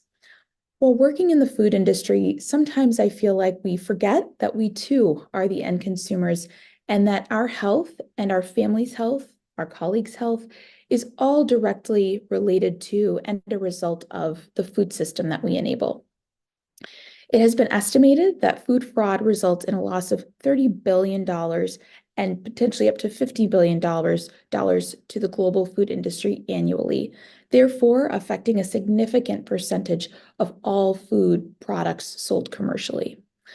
Around the world, food fraud has both a monetary impact as to us as consumers and robs us of essential nutrients that we aren't getting from the food we consume. At its worst, it can also have detrimental health effects to us and our loved ones, which was elaborated on quite well in the previous panel. However, food fraud isn't always intentional. We know that because of perishability, food safety can be compromised somewhere in the supply chain due to temperature changes, exposure to foreign matter, and result in tainted products that can lead to foodborne illness. But it can also be intentional, and that is typically due to food supply chain intermediaries seeking higher product margins by diluting products or making it, or maybe motivated truly by harm. But regardless of why food fraud happens, we have a responsibility to ourselves and to our communities around the world to understand it and take what measures we can as consumers and leaders in this field to address it. And so our goal today will be to see how these issues play out in the global food supply chain and where the principal weaknesses lie. With that charge, I'd like to welcome, as I said, our very distinguished panel to share their perspectives on food fraud and the global food supply chain.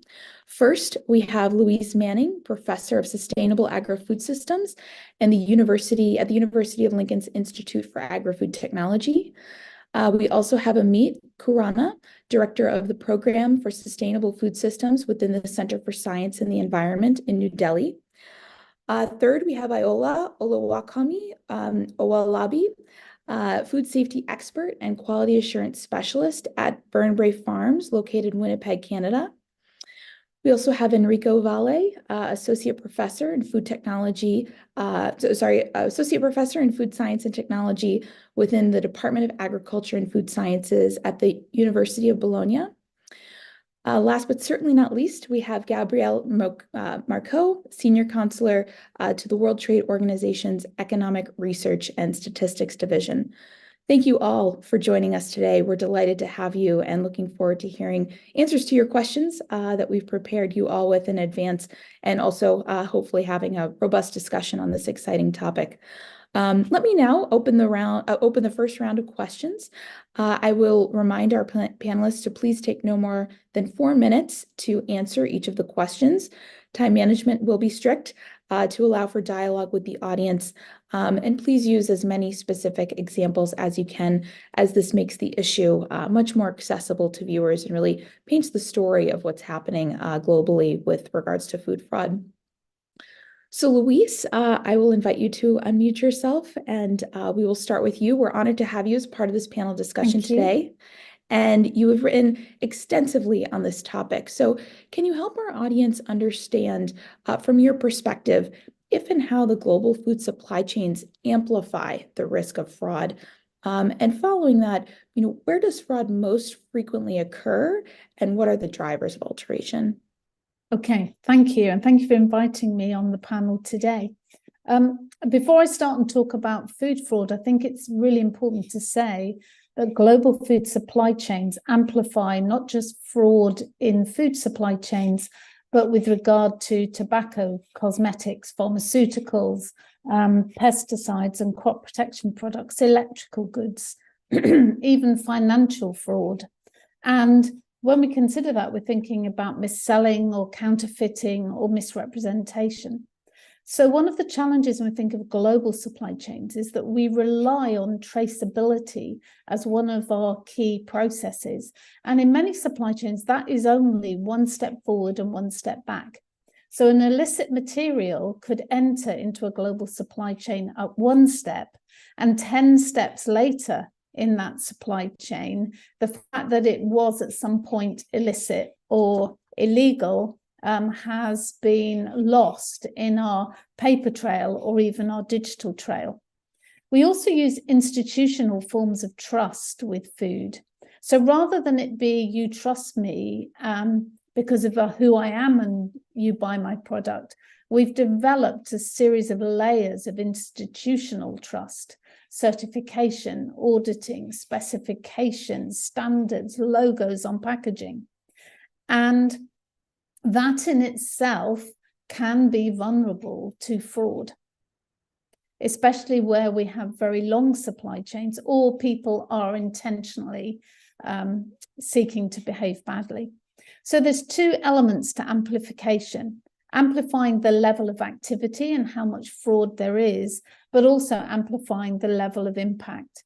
And one of the challenges with global supply chains is that one bad actor somewhere in the supply chain, whether that's a radioactive nucleotide, whether that is an illegal pesticide or an intentional contaminant, can have significant impact around the world. Where does food fraud most frequently occur? It occurs where we're not currently looking. And one of the real dangers when we think about food fraud is just because we are measuring it in certain foods or in certain products, that doesn't mean that the foods that are most commonly identified as having challenges with fraud are the foods most frequently where there is fraudulent behavior. It's just we are undertaking surveillance more frequently on those foods. So the other question, what are some of the drivers of food fraud adulteration? And some of the real drivers are the fact that food supply chains are very complex. And we live in a world where, for a whole variety of reasons, supply does not always meet demand. There is a lack of deterrent for food trafficking if you compare it to other aspects. And there is a real pressure on food supply chains to deliver food, either food ingredients or food products, at a certain price. And all of these drive either the opportunity to commit fraud or the motive to commit fraud. So I'm going to stop there, but hopefully we'll talk about it more. Excellent. Thank you, Louise, for helping set the stage for what fraud really is, what the drivers are, and where it happens, which is so interesting to hear. It happens where we're not looking, and how might we understand it better to be able to control it. And so as a follow-up to that question, I'd like to invite Amit to, of course, share any of your thoughts. But following Louise's comments on global supply chain risk and fraud, I'd like you to take us to an issue on which you have tremendous expertise, antimicrobial resistance, which is a very specific topic as compared to the introductory remarks, and food fraud surrounding the question of antibiotics. What can you tell us about this very sensitive topical issue? Yeah, thank you, Lauren. Thank you for inviting me and for this question. You very rightly said that it's a very sensitive and topical issue.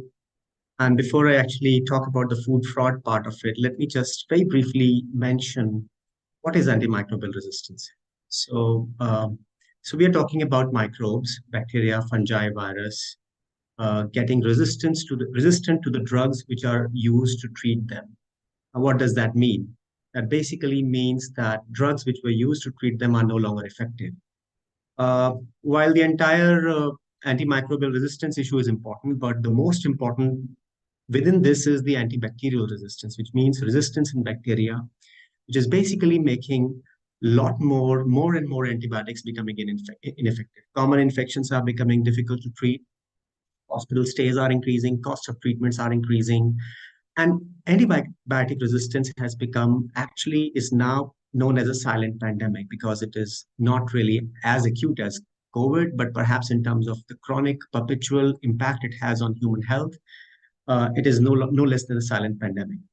Now, it not only impacts health, by the way, it also is expected to it is expected to have huge impact on livelihoods also, and that's where the food connection also comes into picture, because if the animals, if the crops do not, the productivity of those gets impacted, then the livelihood question also is a question mark. It also is expected to impact the economies and the development. In fact, the attainment of several sustainable goals is now linked to how the world addresses or contains antimicrobial resistance. Coming to your question on the food impact. Now, if we look at the drivers of the antibiotic resistance, one, of course, is the overuse and misuse of antibiotics in human health. But the other key important part are antibiotic use and misuse and overuse in livestock and let's say aquatic food production, for example, fisheries. Within livestock, you have dairy, you have poultry, you have pigs, and several other food animal production systems. But it's the non-therapeutic use, it's the indiscriminate use in these settings, which basically is creating a problem. So it's known as a big driver. The other driver, of course, is the environmental component of it. For example, from farms, if 70 or 80% of the antibiotic is unmetabolized, given to a chicken, it goes into through the waste, enters into a food chain, or let's say the waste streams, it comes back. It comes back and impacts and affects the emergence as well as the spread of antibiotics. Now, very quickly, if I may say, what is this specifically? What is this misuse I'm talking about? So one, it's the growth promoter use. Antibiotics used as growth promoters to fatten the chicken, for example, in less amount of feed. That's the problem. That's one area which is a problem. And this particular problem is now, the world is now much more sensitized to it than it was earlier. The other part of this is its use as a mass prophylactic or a control use, which means you have disease in one cattle in a particular herd, let's say, but you feed antibiotics to the entire flock because you suspect that the disease will happen and ultimately you would need antibiotics. The third aspect of this problem is you are using, people, industry, or let's say the producers are using critically important antimicrobials. These are the ones which are last resort antibiotics typically used to save lives in ICUs. So it is known that you need to conserve these because the more you use a particular antibiotic, the more resistance develops in bacteria against those antibiotics. So you got to conserve them for the overall betterment of the human health, let's say. Now, that's the food part of it. One may say, where's the fraud? The fraud is that you have antibiotics fed through feed throughout perpetually or intermittently, perhaps high-end antibiotics used in human health without even evidence of a disease. That's the fraud. The fraud is that there is residue, which perhaps is there, but maybe even if you detect the residue or even if you contain the residue, the very fact that it has already impacted the gut microbiome of the poultry, let's say, it has caused the problem already. It has led to the genesis of resistant bacteria. So this is a huge issue, the food part of this. And there are some countries who have done some estimates which say that more than 2/3 of the antibiotic manufacture is actually used in food production settings, livestock in particular. It's also used in crops, citrus, orchards, apple to treat canker and blight. A lot of cropping plant-based food systems are also impacted by this. Now, let us understand what this is ultimately leading to. Now, the cheap antibiotic availability, or let's say the unregulated availability, is not only causing this AMR, but also fueling the way we are growing food. In high stocking densities and unsanitary conditions, intensive food systems, which are not only causing AMR, but perhaps can also cause zoonosis, perhaps can also be a breeding ground for pandemics.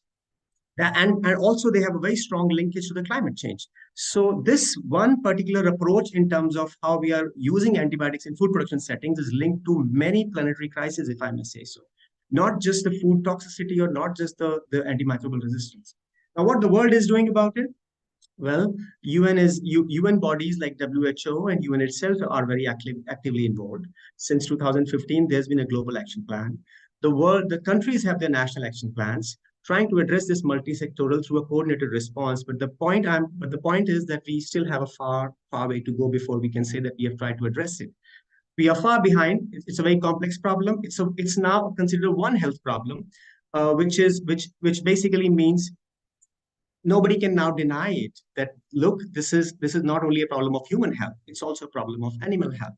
It's also a problem of environment. So that's how it is being addressed. So I will stop here because I know my time is over. Thank you, Amit. Excellent comments, and it's quite a domino effect as we think about the implications of antimicrobial resistance and how we should be potentially then addressing it as the different types of species that live on this planet have to deal with it as sort of time goes on, and greater exposure does happen. Ayoola, I'd like to now transition over to you to please talk about, food safety as a topic, which is near and dear to my heart as a former quality assurance tester and someone who is similarly passionate about the importance of it. Can you please help our attendees understand how food safety is compromised through food fraud, and how our current quality assurance systems help identify fraud, and how we can best make them function across international borders? Thank you very much, Lauren, for the question, and thank you so much for the invitation to join. I'm so honored.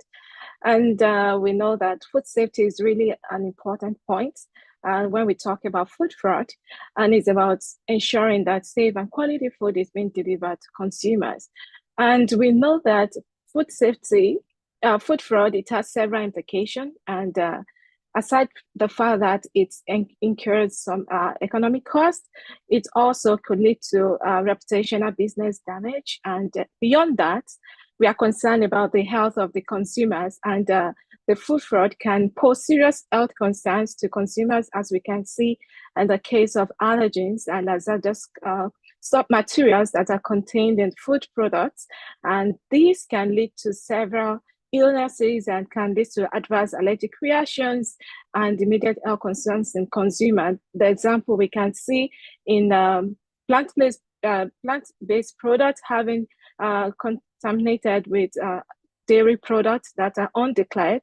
You can also see the recurring recent cases of the adulteration of alcohol with methanol, which has led to death of several people even last year, and this year still reoccurring, and it's really a serious concern. To curtail this, there are several quality assurance systems that are put in place to check, to identify food fraud in the food facility. We can see the ASIP plan, which is the hazard analysis and critical control points to analyze and to control the incidence of food fraud and other contaminants or food hazards across the supply chain. We see the general manufacturing practices just to avoid and prevent the presence of traces of other materials and cross-contamination within the production facility. Another crucial point is the calibration plan, which it's very crucial when we are talking about food fraud, because it helps to make sure that the formulations that are used in producing these products comply with the specifications that they are declared to have. And traceability plan is also important, that are being used in the quality assurance system. They are used to make sure that there are no incorrect labeling or confusion of materials or incorrect storage of these products. And the research has shown that food industry that has adopted the traceability plan has recorded up to 95% of tracing food fraud and quickly addressing them across the supply chain. And while tackling food fraud is also the business of everyone within the production facility, from the security, allowing just only approved personnel in the production facility to prevent or identify them in the facility. As quality assurance, we deal with product testing just to check the products and to compare them with the specification on their labels, product planning, just to know and to ensure that there is to organize the manufacturing sequence of products just to prevent cross-contaminations while producing allergen products and non-allergen products. And another important thing to do that we do in the food industry is also the adoption of reliable third-party verification through audits, checks, through document review, through product testing, just to know or to validate what we are doing already. And how this food system can be effective depends greatly on the structure and the level and the degree of control at the national level too. Yes, we know that the onus of the responsibility draws a lot on the food industry, but the government also have the greater responsibility of coming up with a solid national food control system by coming up with the agencies to collaborate with food industries just to authenticate and to ensure that safe food and quality food are being delivered to consumers through inspection, testing, certification, and also at the border level, the issue of rapid testing is also very effective, but it's challenging right now because of the cost and the volume of product being exported. It's not 100% effective, I believe. And also the engagement of countries, in cross-border communication tools such as EU Rapid Alert System for Food and Feed, ASEAN, that's the Association of Southeast Asian Nations, Rapid Alert System for Food and Feed, US, FDA, in order to just to keep informed of the detention of products and the actions taken on them. The last that I would like to talk about is the harmonization of food standards. We know that different countries, they have different standards, and these can pose serious trade restrictions, and there's need to harmonize these standards just to reduce this problem. An example is the Codex Alimentarius that contains the collection of standards, global standards, and also the maximum limit of residues such as pesticide and other ingredients that are supposed to be contained in this food. So I'll just stop from there. Now we'll come to questions later. Thank you. Excellent. Thank you very much for those comments. And yes, very interesting to consider as well sort of the infrastructure that much of this food is being passed through and the threat that that as well may pose to the safety and ensuring it as it relates to food safety and some of the tests that are being done as we think about what is helping to maintain that safety over time. Enrico, I'd like to now invite you to unmute yourself. And as an expert in food fraud, and as you are, we think, about the outcomes of food fraud and why consumers should really care about them. Can you elaborate a bit on the impact to human health, as well as the environment, and relations between countries within the private sector when fraud actually does become apparent? Sure. Good afternoon, everyone. First, please let me thank you, Lauren, for the invitation in this panel and also for its moderation. First, impact of the fraud on the human health can be for sure relevant, as food safety comes at first place, as Amit and Ayola have just said. Despite this, I can say that not all the fraudulent cases in the food sector are responsible for impact on human health. And just to give you an example, my research interest lie especially on olive oil. And if we consider that sector, we have many episodes of fraud that often occur for reasons of financial gains, with no consequent worries for the consumer's health.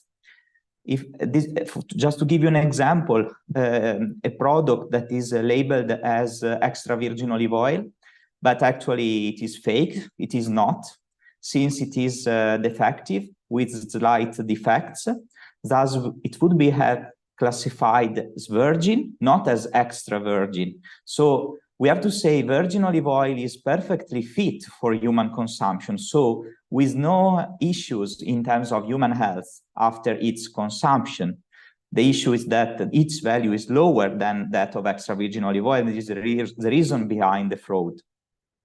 Then if we speak about the environmental impact of food fraud, yes, it exists as well. In the last years, food companies have been pushed by both public opinion and by government as well to follow stricter and stricter regulations and standards aimed to respect the environment. And from one side, this is a very positive aspect for our planet. On the other side, it may lead to the occurrence of related fraudulent cases. For example, if it is declared in a label that a specific food product respects environmental certifications, such as those established in the ISO 40000 series, but actually this is not true. And maybe it could be even worse. I mean, in the worst scenario, despite the fake certification in the label, the production of that food can be responsible for negative environmental impacts. And this may lead to fraudulent episodes with relevant environmental impact that are expected to be more and more common in the next future. There is more and more attention by public opinion around this kind of impact associated with food systems. So enough room, in my opinion, to this kind of fraud.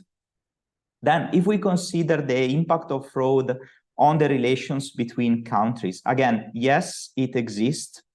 It can also lead to some critical situation, for example, food fraud related to mislabeling with respect to the declared geographical origin. And if we consider extra virgin olive oil, we can have a product labeled as 100% Italian, for example, but then it was produced in another country, such as Tunisia, for example, because there the production costs are lower than in Italy. This kind of fraud may lead to issues between the relation among these two countries that is subject of diplomacy intervention. On the other side, we can have also positive relation between countries to fight fraud together. For example, all the actions promoted by Europol or Interpol. I can mention a fraudulent episode happened just a few days ago that led to 260,000 liters of extra virgin olive oil seized in Spain that was sold as extra virgin, but actually it was not. It was an illegal blend with lampante, so not edible oil. And this was found thanks to the cooperation between the Italian Carabinieri and the Spanish Guardia Civil. We can have also issues within the private sector due to food fraud. For example, a fraud case in which only a single company is responsible for. This may impact the credibility of the whole food supply chain in a very negative way. And this happens quite often, unfortunately, also within the extra virgin olive oil. So single episodes that mine the credibility, the reputation of the whole olive oil sector. And finally, to answer your last question, to my experience, the fraud becomes easily apparent when the media disseminate that piece of news. And if we consider the relevance of the different kind of impacts that we have just spoken, so human health, environment, relation between the countries with the private sector, it is very important that the media communicate the occurrence of fraud in a very proper way, without any kind of speculation, to gain more attention on that piece of news, just to increase its visibility and to have own personal economic return due to the diffusion of that news. That's all. Thank you for your attention. Thank you very much, Enrico. Fantastic comments, and I think really highlights the need for more collaboration between countries. And as Ayola mentioned before, really alignment on those global standards to help combat food fraud and ensure that the right information is getting out through the media, as you had shared. Next, I'd like to invite Gabrielle to please unmute yourself. And Gabrielle, can you walk us through the way in which the WTO rulebook could help countries prevent food fraud, focusing particularly on how international standards like the standards of the Codex Alimentarius Commission interact with the rulebook? And does the WTO promote the use of international standards? And can that be a tool against fraud? So just a couple of questions. Thank you. Thank you very much. Thank you for inviting me. I saw the WTO rules help governments deal with illicit food and fraud. There are the rules, but there are also what was just said by our colleagues, the forums that favor collaboration, and I'll say a few words about that. So first, before I talk about the international standards, the WTO rules on transparency, inviting notification of regulations, but also means to deal with illicit food, for instance, are important. The removing of tariff will reduce the price of goods and should reduce the incentive for engaging in illicit food trading, rules on subsidies. There are many, many of such rules. And this takes me to the TBT that you mentioned and SPS, the rules that deal with the content of products and the sanitary dimension of products. So the TBT agreement that binds all WTO members help them design effective process at the border to check products and to use what we call certification procedures and international standards. There are also, and I'm going quickly, pre-shipment inspection procedures. So those conformity assessment procedures that are encouraged and shared between governments, so they can almost have similar procedures, which helps reduce the fraud, but also increase the capacity of governments to detect, because this is one of the goal of all those mechanisms, whether it's conformity assessment procedures or others, is to help the coordination between countries in trying to detect fraud, essentially. So whether it is seal requirements, QR codes, all these things are discussed in the Committee on TBT, where another procedure called mutual recognition will facilitate quick recognition. Another procedure, accreditation, who will check? And the more there is multilateral agreement, the less an individual country will be alone fighting for an issue. In the context of the TBT, of course, you have this reference to international standards, and the WTO not only encourage, but says that as much as possible, governments should use and rely on international standards. That's true in SPS, as you mentioned, for Codex, or in TBT. Why? It's because the more all governments involved use the same standard, the easier it is to check whether the other country where a good comes from has respected the same standard that you know. But more importantly, international standard, they have governments aligning their practice and work together to trace the source of illicit food. So that's cooperation, market surveillance.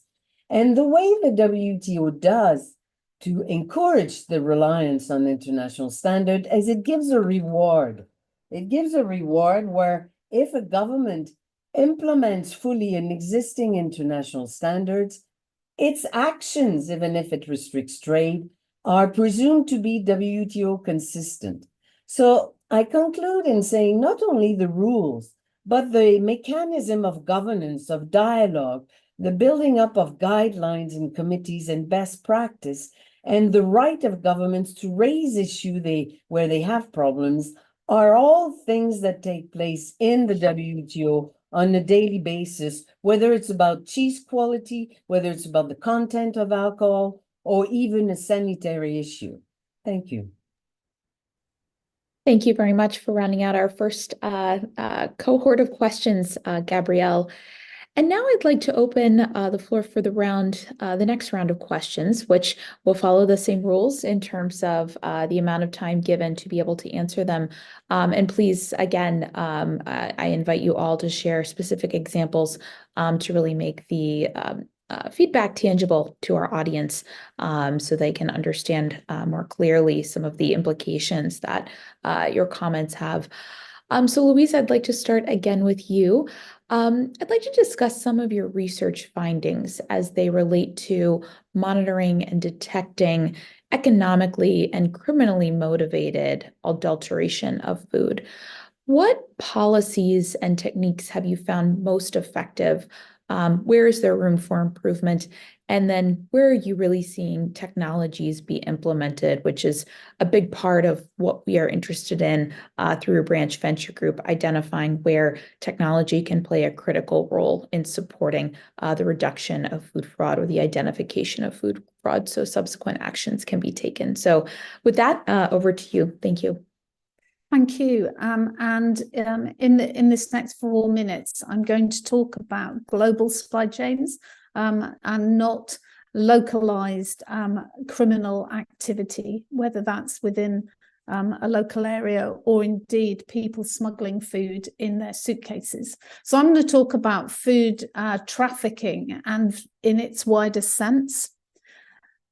Food fraud, food crime associated with food. And I think it's really important that fraud is fraud is fraud. Crime is crime is crime. We are only looking at the opportunities to commit crime or fraud in a food supply chain. If a deal's too good to be true, the best prevention strategy is if a deal is too good to be true, it's too good to be true. And we have to recognize that criminals have been acting in food supply chains since the first people traded food, whatever that was for. So and as we industrialize as communities, for example, in the UK, our first food adulteration acts were in the 1860s when we had the Industrial Revolution. People intend to behave badly. And that's the real problem with compliance, because compliance, whether it's for food safety or quality, assumes people will behave well. These are people who intend to behave badly, who intend to make as much money as possible from misrepresentation and causing financial harm. So when the work that I've been doing recently with colleagues with the Food Standards Agency in the UK on how to prevent food fraud has been looking at policies that can be actioned at supranational or national level, for example, Interpol or Europol and their activities, national level food fraud prevention strategies and how they can be embedded within food control management systems for countries, so that we can build in not just conformity assessments, but agile reactive systems. And I'll talk a bit more about that in a moment. And indeed at the business level, how do you embed your food fraud prevention strategies and your food fraud prevention plans in your own food control management systems? And key activities that we need to think about are how we embed traceability and transparency. How do we develop chains of custody for products? Because if your supply chain is in the dark, you are vulnerable to food fraud. So how do you develop improved access to information around your supply chain? How do you undertake mass balance analysis? And this is as much important for a material that's come into the factory and looking at how much product has actually gone out than buying product from a particular country. And we can look at olive oil as an example, where the material being traded around the world far exceeds the amount that could actually be produced on the ground. And for me, early warning systems using AI and machine learning offer a great opportunity to look at the signals around the world where we are more likely to experience food fraud. Food fraudsters are entrepreneurial and they are looking for opportunity and they're motivated to make money. They do not want their frauds to be detected. So most of the time they do not want to cause personal harm because then their activities stop. So thinking about weather events, supply shorts from one country, then meaning that we may shift to another and create a motivation for fraud. Detection as part of a validation of a supply chain or a supplier and as an element of the verification ecosystem has a place, but detection is not prevention. And what we need to have is effective prevention strategies. So room for improvement. At the moment, when we consider food fraud, we consider it as single risks in a matrix. We need to use AI, machine learning, decision tools to determine complex and cumulative risk. This goes far beyond what we as individuals can do with an Excel spreadsheet. And we need to be able to identify signals from around the world where we can identify problems and reassess and change our risk very, very quickly. We need to embed detection, as I said, within a wider verification ecosystem that combines both public and private data. We need to be able to predict yield more accurately. So, for example, the case with olive oil or blueberries that are being grown around the world or rice that's being produced. We need to use AI and satellite data, drones, autonomous cameras, which will help us to identify what is being produced versus what is sold, and also to give early warnings of that supply shortage.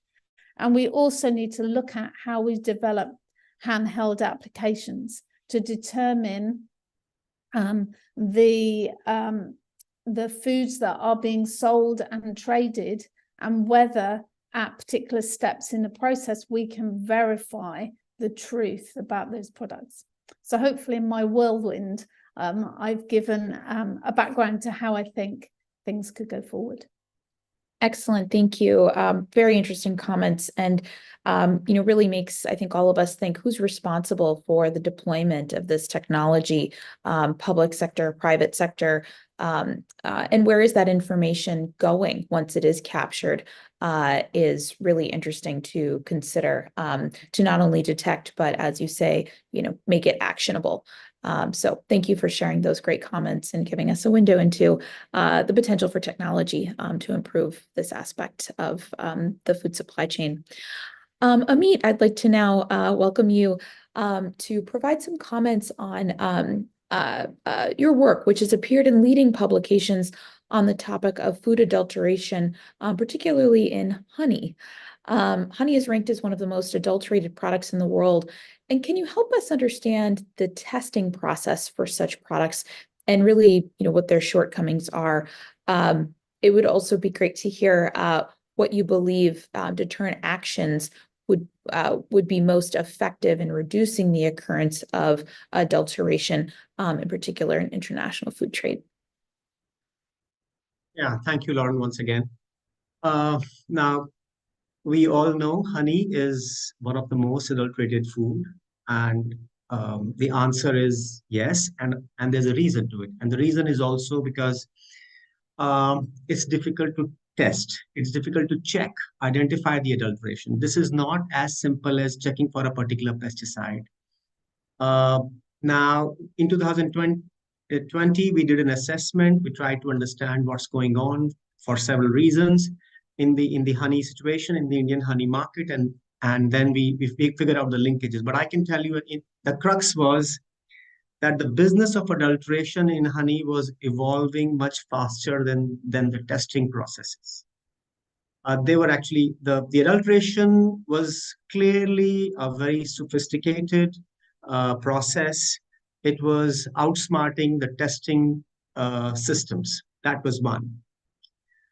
They could bypass the testing processes, which is very different from, let's say, if you test for an antibiotic or you test for a pesticide, you detect it, and it's not about bypassing that. So these tests, this kind of adulteration, what we could figure out was actually a lot of it is available, which can bypass the testing, and that's where I said it was outsmarting the testing machinery. And the third, of course, element which we could figure out was there's a strong international connection, strong international linkages. Now, let me just come back to your key question about the tests. So clearly, there's a battery of tests, and these tests are, it's a mix of 5 to 7, or let's say 8 tests, and I'm sure there would be many more tests in different countries, which essentially try to understand the adulteration. I mean, one of the earlier ones was C4 test. C4 is like a carbon-4 pathway based on the photosynthesis. Now, this photosynthetic pathway in a particular crop, let's say sugarcane or let's say corn. So there's a test which tests C4 sugars. If the adulteration is from a syrup which is made from, let's say, sugarcane or made from corn, then you will be able to detect it based on this test. And so far, this is the only test which can actually help us quantify, as far as I know, quantify the C4 sugars, because the reference standards of C13 carbon are only available for corn, let's say. Now, coming to another set of evolved kind of adulteration, which happens to rice syrups, right? Syrups made out of rice, or let's say beetroot. Now, these follow the C3 pathways, and this kind of isotope testing based on liquid chromatography gives you a sense on, okay, some kind of adulterant is there. This kind of syrup is there. There's another kind of test which is called as test for foreign oligosaccharides, basically starch-based sugars, and that means It could either be from rice or corn. It could therefore be C3 or C4, but starch-based, right? None of these tests really tell you, okay, this is by one particular adulterant. They still give you some answer in terms of C3, C4, and that's the limitation. And then there are tests like specific marker for rice, the trace marker for rice. These are specific chemicals, markers, which essentially pinpoint the adulteration towards rice syrups. There are some other tests, quality tests called HMF test, which tells you, okay, whether the honey was heated or not. Pollen test, which in a way indicates through pollen, you can get a sense on what was the geography. But by and large, what we could figure out, it was the NMR test, which is called nuclear magnetic resonance testing, which is the fingerprinting, more like a fingerprinting, and which basically gives you a sense on the origin, and which also needs a lot of reference standards for better interpretation. Is something that was talked about as a gold standard when we were trying to understand. So ultimately all this still does not very easily tells you this is the adulteration. It involves a lot of costs, a lot of analytical capabilities, a lot of complex machinery. Not all countries can do it. Not all institutes can do it. So that becomes a big, big challenge. Now, very quickly, I talked about the international linkages. In our assessment, we could clearly see that there's this big machinery out of China, which was several companies out of China through their marketplace, let's say websites, were selling syrups by different names in bulk, very cheaply available, and claiming that these can bypass these tests, C3, C4 tests, bypass oligosaccharide tests. And now we are also seeing that these can also claiming to bypass the NMR tests, which were once upon a time called as gold standards, right? So that's why I said the business of adulteration is sophisticated. It's evolving much faster than testing. Now, clearly, this so-called modified syrup, if I may say so, or the all-pass syrup is actually not really making it very difficult for the testing agencies to test, and that's the reason for it. Now, coming back to what the world can do, what we can do. Now, you need to check imports. It is very clear, any country which is importing honey, you need to be very clear on have a very good idea of what is coming into your country, which not only is about syrups, it's about honey, it's about several other names by which these can come into your country. You need to upgrade the standards, of course, of what is the battery of tests that you can do. You need to upgrade the testing part of it, enforcement, audits, checks, but most importantly, traceability and transparency, which we think perhaps could be much more useful in this case. And that's where the honey supply chain, the entire honey supply chain will have to work towards.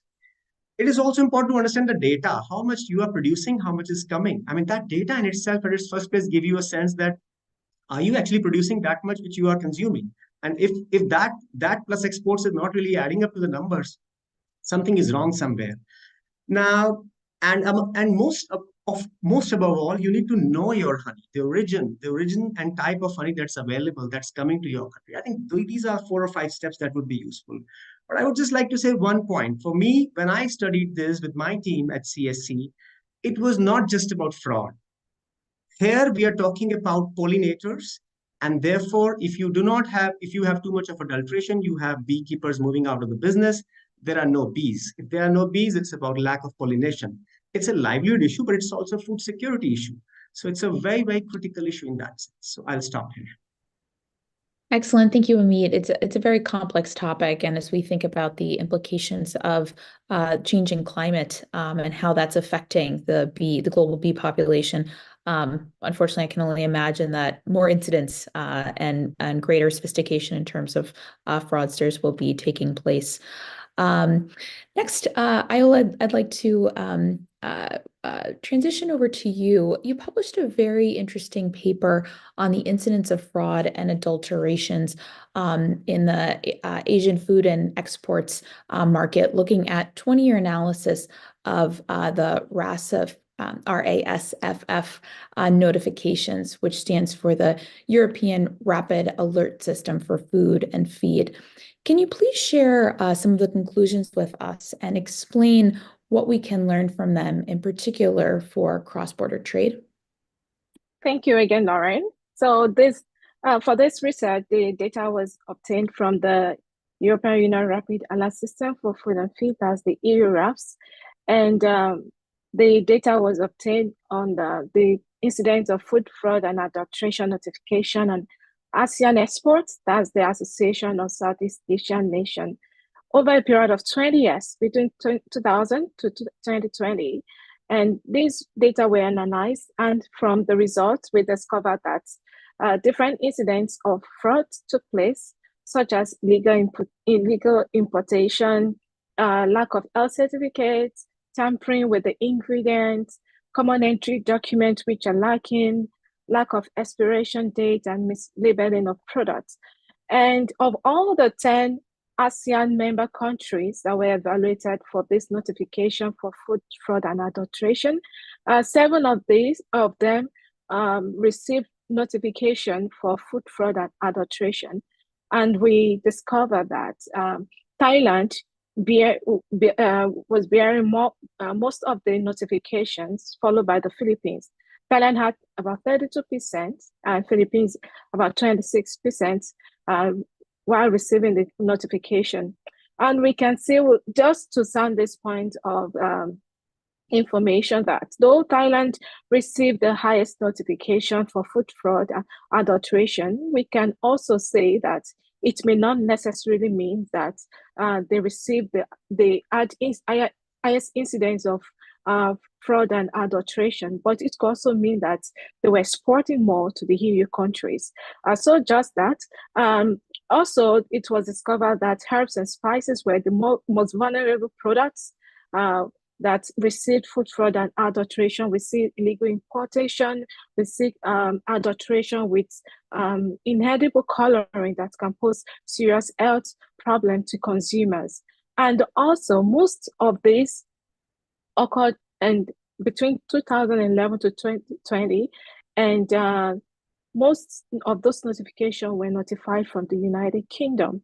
And from these 7 countries, these products that, of course, received the notification for food fraud adulteration, all of them experienced border rejection and subsequent destruction of the products. And we know what this means. It means economic impact. It leads to lack of trust from supply chain partners, can lead to loss of integrity of these products. And also, Indonesia had about 95% of their products being destroyed, border rejected, and of course destroyed. And we know this implication of the international trade or cross-border trade. And when cases of food fraud and adulteration are reoccurring, it could lead to the notified countries giving them more stringent regulations and standards, which incur more costs also to them.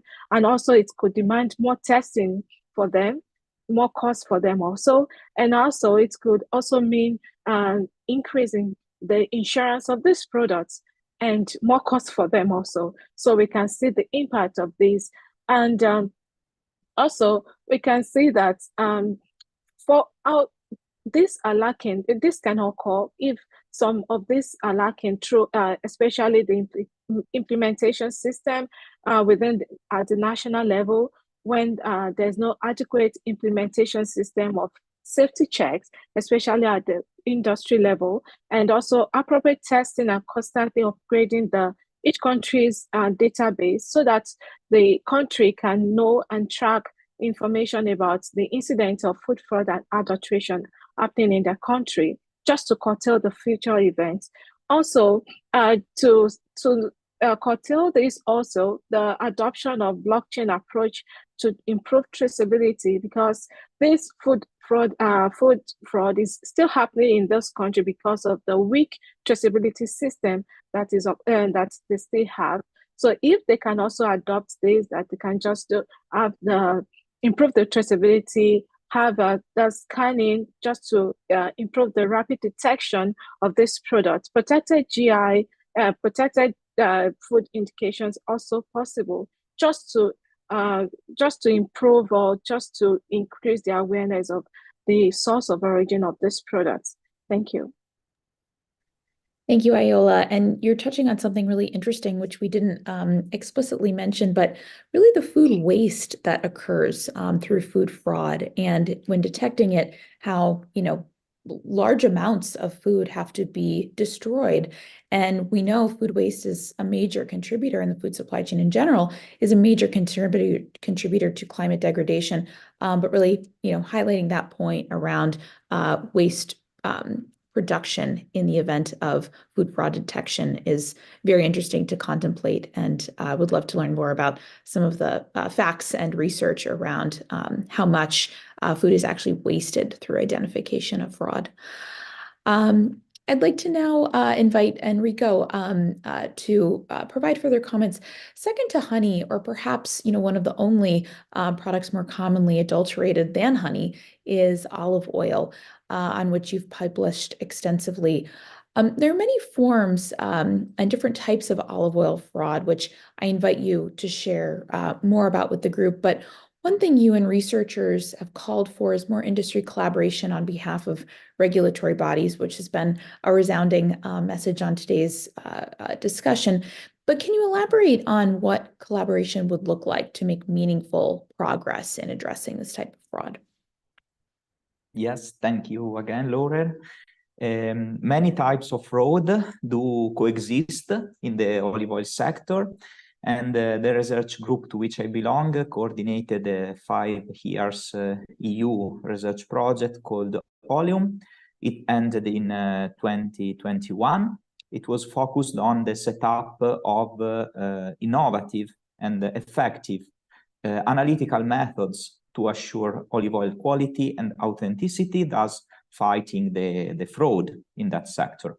And in particular, in an open access review article that I published 2 years ago with some of the Oleum partners, you can read a little bit more about what I'm now trying to briefly summing up. So going back to the different kinds of fraud, also in that review, it was reported that the most common fraudulent episodes in the olive oil sector are related with marketing of virgin olive oil as extra virgin, as I said before in my previous answer, and also undeclared blends of other vegetable oils, such as sunflower, palm, rapeseed, corn, with olive oil. Of course, being marketed as fake olive oil. This last issue is very actual nowadays due to the current lack of olive oil available in the international market. This is very strictly related with climate changes that impact negatively on the olives growing. And in the last years, really an impressive decrease has been evidenced in the main olive oil producing countries. And this shortage clearly opens the door to an increase in the possible fraudulent cases, such as those that I've just mentioned, and also other kind of illegal blends. For example, illegal blends of extra virgin olive oil with low quality soft deodorized olive oil. These are obtained from defective olive oil by an unauthorized treatment of deodorization. So the oils that we get by these technological treatments are very difficult to be detected with the available analytical methods. Another common fraud in the olive oil sector is related to the geographic origin of the extra virgin olive oil that must be labeled for all the olive oil sold in the European Union. Especially we have fake EU, non-EU, mix of EU and non-EU oils that are the cases that need more control activities. To better guarantee the olive oil authenticity, as said before also by the other panelists, there is still the need to develop improved, more effective analytical methods, screening tools. The attempt is to try to be one step ahead of fraudsters, and this is very difficult. Indeed, the private sector, so the industries, the universities, the research centers, the regulatory bodies are working in collaboration to reach this objective that is very ambitious. For example, after the end of the Oleum project, the Italian public regulatory body responsible for the detection of agri-food fraud in our country, and also the Italian associations of olive oil producers have decided to finance investigations that are now in course in my research group. And they are focused on development, application of new instrumental method, for example, to support the panel test, are also interested in new methods to identify soft deodorized olive oil. We exchange samples among us, we exchange methods. This is a very virtuous way, in my opinion.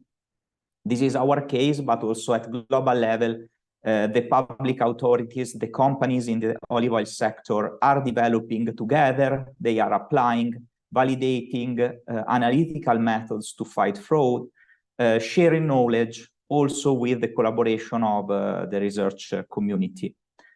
And to briefly connect with Amit's previous answer, as a research group, we are also investigating in collaboration with the Italian regulatory body for the detection of agri-food fraud, for assuring honey authenticity. We are also working in new analytical methods based on volatile compounds to support the existing official method. And this is also very ambitious. We want to fight fraudulent cases related especially to the botanical and geographical origin of honey that are very common. And to conclude, in my opinion, the full traceability typical of a blockchain scenario could be the most promising countermeasures for both olive oil and honey authenticity. Blockchain solution can help to trace food products batch by batch as they pass through the production lines, to track them accurately, to map the real-time, the real-world journeys of the food. And these, if we are able to properly apply in the whole food supply chain, not only inside the food industry, this, in my opinion, can contribute to reduce fraudulent episodes. I do believe that the blockchain can be very relevant, can be very effective if especially it includes food profiling data. That means sort of identity card for each tested food that we can obtain by applying analytical approaches that must be sustainable, rapid, at the same time reliable also. I'll stop, and in case I'll be happy to discuss with you in the question and answer session. Thank you. Thank you, Enrico. A lot of wonderful comments and facts and figures in your commentary, which are very interesting. I also want, I'm aware of time and want to move to Gabrielle. I'd like, as a final sort of question to pose to the group, it would be great if you could take us through the intellectual property rights of the WTO rules in this area, since with high-value products such as honey, olive oil, wines, and spirits, much of the fraud can be IP-related. So what can you tell us about this part of the WTO rulebook and its connection to fraud specifically? Thank you. So yes, intellectual property is an area where the rules can and are often used in the context of fraud. And maybe a parenthesis, sometimes people wonder which intellectual property rules are in the WTO. So basically all existing treaties on intellectual property that are in WIPO, the World Intellectual Property, are also in the WTO because often intellectual property and trade work together and disputes are relevant. But just to give a few examples, and what Enrico just mentioned, olive oil sort of fraud as to the origin, as to the content, but you have a lot of trademark, logo issues, signs, label, patent, and in the geographical indications. These are all issues that are 100% discussed in the context of intellectual property where there are rules. But more specifically, two examples where the TRIPS agreement requires that government have at their borders some procedure available that are directly relevant to what we just discussed. So procedure that stops counterfeited trademark goods and copyright piracy. These are the most obvious sort of violation and easy to detect violation of in intellectual property. So there's a procedure where if an owner of a trademark, for instance, or a copyright is aware that goods may come in, it can enforce a suspension and a stop of the trade, and it's given 10 days to prove its case that there was counterfeited or copyright. So generally, TRIPS impose minimum standards, but some governments go higher. The two procedures I described are mandatory, they're minimum, but EU, for instance, has quite sophisticated procedure to control the origin of the good, geographical indication, not only the EU, but other countries. So there is no doubt that intellectual property, either the formal challenge or the border measures are there to help governments deal with fraud. Let me also give one other aspect that is not necessarily TRIPS, but a dispute settlement is important. And there was a case where Korea wanted to avoid the fraud of imported beef that came in Korea at prices 3-4 times more expensive than less expensive than domestic beef. And Korea said, I don't want my producers and shops to sell beef as Korean beef, while it would be imported beef from New Zealand and US cheaper.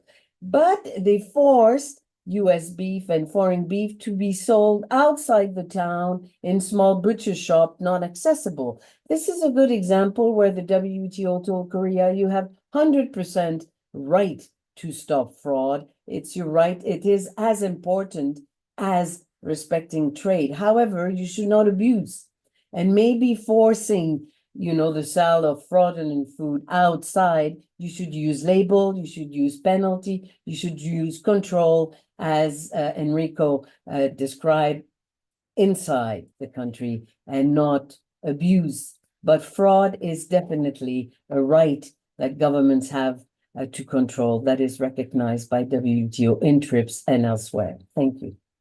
Excellent, thank you. And now I'd like to, we have many questions from our viewers, which I'll now field to a few of our panel participants today. Please, as a reminder, be brief in your responses, keeping them to at least 1 minute so we can at least pose one question to each of our panelists here on the call. So I'll start with Louise. Question from Lithuania. What can you tell us about the Eurojust and Europol operation that dismantled a Lithuanian organized crime group, OCG, that allegedly put millions of expired food products with adulterated labeling in the market? They are also suspected of large-scale VAT fraud. What can you comment on related to that situation? Okay, so I am familiar in part with that particular operation. But I think what's really important and what comes out of that operation is very often when people are substituting or adulterating or selling food that's out of date or relabeling out of date food, they're also committing another whole range of crimes. It's really hard in food fraud to demonstrate intent, because in order to have a prosecution for food fraud, you have to say that someone intentionally behaved in that way. If we look at auditing associated with financial crime or tax fraud, it's a much easier mechanism. So many of the enforcement authorities may well undertake the prosecution for fraud associated with tax or finance, because they find it difficult to demonstrate fraud with regard to the products themselves. If you are visibly, when selling out-of-date food, when you are inspected, then the evidence is there. I think this is just one example of organized crime being involved with food production across the world. Excellent. Thank you for your reply. Amit, I'd like to transition to you now. A question from India. Did food fraud in India increase during COVID? And do fraudsters traditionally take advantage of national crises such as that pandemic? Yeah, in fact, our assessment of honey um, happened at the time when we were seeing that because of the COVID pandemic, the market for honey was increasing. And it was exactly at that time when the beekeepers approached us, we being a civil society, approached us in a way telling us that the prices that they are getting are much lower, and that's where we I mean we our antennas were raised in the sense that their prices were half, but the market is booming. So what's happening? So clearly, our assessment showed that because of the COVID pandemic, there were industries who were selling honey as immune boosters, but at the same time, perhaps were adulterating the honey. Uh, so clearly, they were taking advantage, big advantage. Great, thank you for your comments on that. And it begs the question of, do we anticipate more food fraud with future pandemics and situations in which the food system is uniquely stressed, and it does seem even more vulnerable to such issues in those instances. So thank you for your comments. Iola, a question from Canada. Can you talk to us about fraud in the egg sector? We didn't touch too much on egg, but given your experience in the Burnbrae farms, in particular, how fraud interacts with animal welfare issues. Yeah, thank you very much for that question. Thank you very much for that question. So in the egg industry, we already know that there's an allergen already, because egg is an allergen. But in food industry, in egg production facility, egg is not an allergen, because that's what we are known for. And so the allergen we can have could be from dairy products, that's the egg, and also cheese and the likes. So if the food industry is producing a product that contains this allergen, it has to be properly labeled that it has this ingredient. So not labeling this product to have this ingredient is, of course, fraud.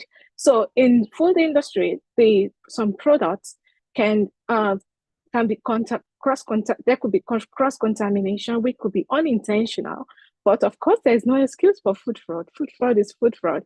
So during the production, there could be cross-contamination when non-allergen products are produced alongside allergen products, or ingredients used not properly closing them and mixing them using the same equipment in producing them without proper sanitation. So I would say that it could be intentional, it could be unintentional, because mistakes happen, but it doesn't rule out the case of fraud is fraud in the egg industry. Excellent, thank you. I'd like to transition now to Enrico. A question from Italy. Italy has recently banned cultivated meat, and there's a lot of discussion at the international level on meat produced in labs. Would lab-produced meat increase the risk of fraud, in your view, if more widely authorized? Yeah, this is a very hot topic in my country due to this decision made by our government that maybe will be followed also by other European countries very soon. I heard about France, for example, who is maybe deciding the same, so to ban cultivated meat, so-called cell-based meat would be the best term to describe it, in my opinion. Anyway, despite the term, I think this is a product that is absolutely relevant in terms of safety issues that could be related with that. This opens any possible fraudulent episodes also. So, I mean, it's one product that also can be related to fraudulent activity, especially when anything is banned, then maybe also the probability to have any kind of episodes, fraudulent episodes, also increase at the same time. So I mean, it's something that we will see in the near future. But I mean, also depending on the governmental, the politician, I mean, the policy decision on this side. Thank you. Yes, well, and as we said earlier, fraudsters tend to be very innovative and entrepreneurial, and so remains to be seen sort of how the cultivated meat system truly works and where there may be vulnerabilities to fraud as well. Gabrielle, switching to you, question from Malaysia. What can the WTO do in case of mislabeling, misleading product labeling or false packaging? Well, I think two things. At the committee level, this can be sort of denounced and discussed. And the advantage of committees that other countries that face similar problems with the same origin or another origin will share their practice, their way of dealing with it. So just this sort of institutional political expressions of concern, especially that now in the WTO, there's a new procedure called special trade concern, where you put on the agenda a matter of the sort, and then you may even have support from the chair for mediation. But in addition and separately to that, you can have complaint, dispute settlement, because there can be violation depending. If it's because a product announced what it's not, or if it's dangerous because it announced having respected regulations, which it didn't, or if it uses a trademark that it's not entitled. These are all different sort of violation, but in the WTO, you can accumulate complaints. So you could have either committee sort of governance type political complaint, or the more specific dispute settlement, where you claim that another country violates, and the conclusion of the judgment would be bring your measure into conformity, put an end to the violation. But this is about it. Of course, there's always technical assistance if the violating country express ignorance or the need to learn better. There's also generally assistance that is provided by experts, but also now by other international organizations, and importantly, the private sector, at the request of developing countries, involving different agents to understand better these complex problems. Thank you. Thank you very much. Well, you all did such a fantastic job of answering our questions from the audience and moved through them quickly. So I'll circle back on a couple more from the audience in the last 10 minutes that we have together. So Louise, returning to you, question from South Africa. Can the different definitions of food fraud in different jurisdictions impede regulatory cooperation across borders? What is your opinion on that? I would say yes. I would say yes, not only with the term food fraud, but with the term food adulteration as well. So if you look at the US, for example, the term food adulteration will include both unintentional contamination, so food safety issues, but also intentional substitution or replacement of products, which you would term adulteration, dilution of good materials with something inferior. So I would say that we need to come together to have an international agreement on many of these terms. And I know that Codex has been looking at this in terms of the definition of food fraud. So at the moment, different countries will have defined in different ways both food crime, food fraud, food adulteration. So we need to get commonality at that level. I also think we also need to define what it is to be capable guardians, because if we look at criminology, they talk about two aspects: the hurdles we put in place to prevent food fraud, and also how we develop capable guardianship from the WTO supranational organizations to our competent authorities, down to individual businesses and consumers themselves. So yes, I think we need much greater clarity. Thank you. Well, and back to the comments around global standards. how can we have global standards if we don't have the same consistent global definitions? And that's a truly important part of setting the right foundation for success in reducing fraud and adulteration going forward. Amit, question from Geneva. How can the food industry be a more responsible actor in the food system? And I will add, what's a driver or two of incentivizing being a better actor, in your opinion? Well, that's a tough one in the sense that the classical example to me is, I think food industry is very powerful. And because they are powerful, they lobby, and their lobbying influences government policies significantly. Let me give you an example. I don't think anybody would agree that, let's say, ultra-processed food is healthy, right? But we all know that ultra-processed food is sold in many countries as let's say, adding to the health benefits. If at all, at least it's not sold as, it's not considered in the popular perception as unhealthy, because somehow the food industry, the packaged food industry, has been able to influence the popular perception that, look, we are packaged, we are safe, and the street food, for example, is a lot about microbiological contamination, and they are unsafe. And this is a food which is very safe because it doesn't have microbiological contamination. Partly true, yes. But now, what about the very nature of ultra-processed ingredients, very nature of the fact that it is high in salt, sugar, and fat? So it might not be unhealthy in one dimension, but it is unhealthy in the other dimension. And this entire marketing business led by food industries vis-a-vis the way they label. I mean, we know the world is struggling to adopt a good front of pack labeling system. I mean, only few countries have adopted, let's say, simple, effective, symbol-based front of pack labeling. We are still trying to promote nutrition fact labeling, which many of the people in the world can't even see and understand. It involves a lot of cognitive ability, English knowledge, math. It's something which is actually meant to not tell what is to be told. So it hides more than it tells. So this entire food labeling, particularly in the packaged food business, to me is the biggest issue.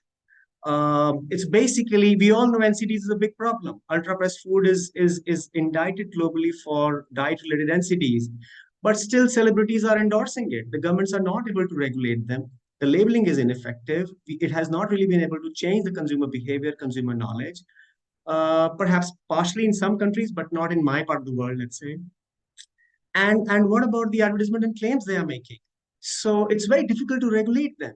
So it's a very, very powerful industry. And in my view, there's clearly a commercial imperative there, which is much more powerful than public health imperative.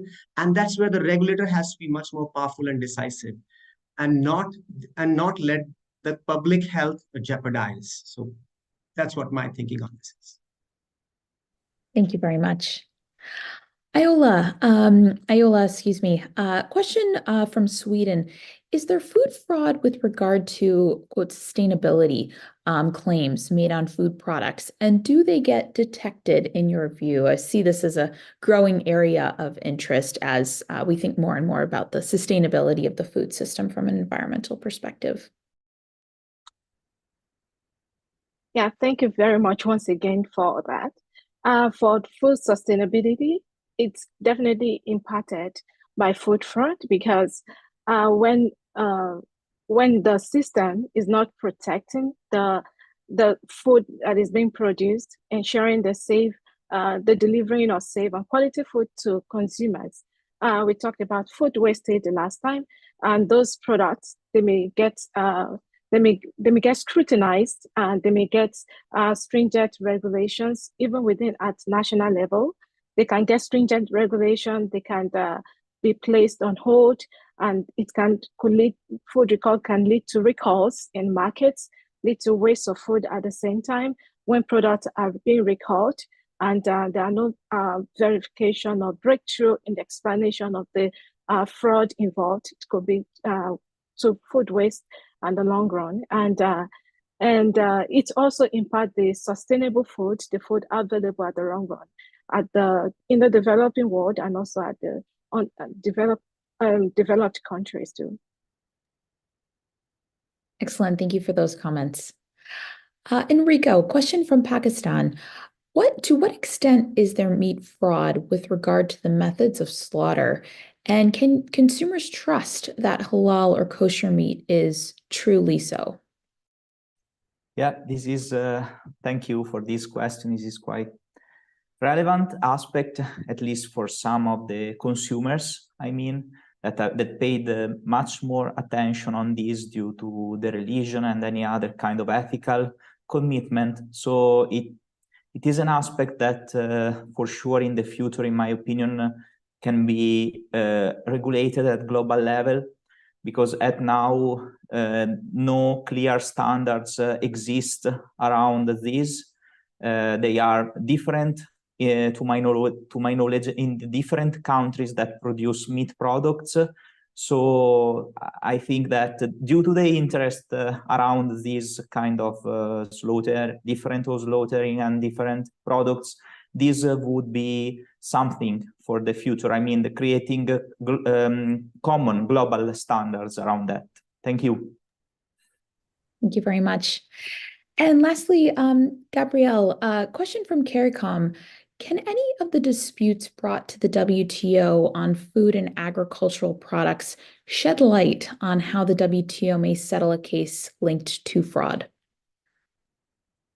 Yes, I mean, that's one of the benefit or advantage of dispute settlement. It's often between 2 or 3 partners, but generally the conclusions must be MFN, as we say, must be respecting non-discrimination. So the conclusions are not enforceable with penalties against all countries, but really relevant to all. This is why when delegates arrive at the WTO, I've been doing disputes for 30 years, the first thing I tell them is follow all disputes, because whatever conclusions they give, they will be relevant for your own problems, your own issues, and your own violations. So yes, clearly yes. And this is why I talked about the Korea beef fraud case, because this could be invoked in other places. Thank you. Excellent. Thank you, Gabrielle. And we've now come to the end of the session and are breaking for lunch. I want to thank all of our panelists for their phenomenal comments and additional information on this really interesting topic of food fraud, what can be done, what is being done, and where there's room for improvement. So thank you all for your time. I would like to ask our viewers to stay with us for the closing session entitled Big Takeaways for the WTO. It will start at 2 p.m. C.E.T. using the same live stream link. Thank you all. Having a good day. Bye. Bye, everyone. Bye. Bye. Bye.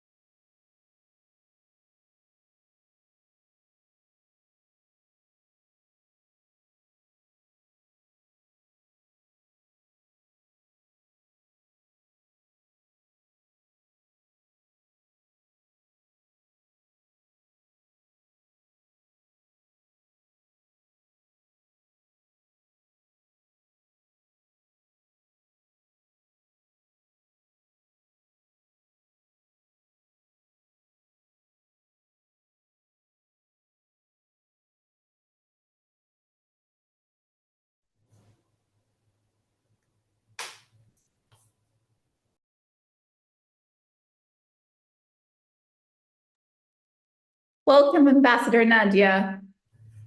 Hi there, how are you? Very well. Thank you Good. very much for joining. We'll start shortly. Okay, can you hear me okay? We can hear you very well and we can see you perfectly. Excellent. All right. I'm just going to go grab my charger, and so I'll be back in a second. Of course. Thanks.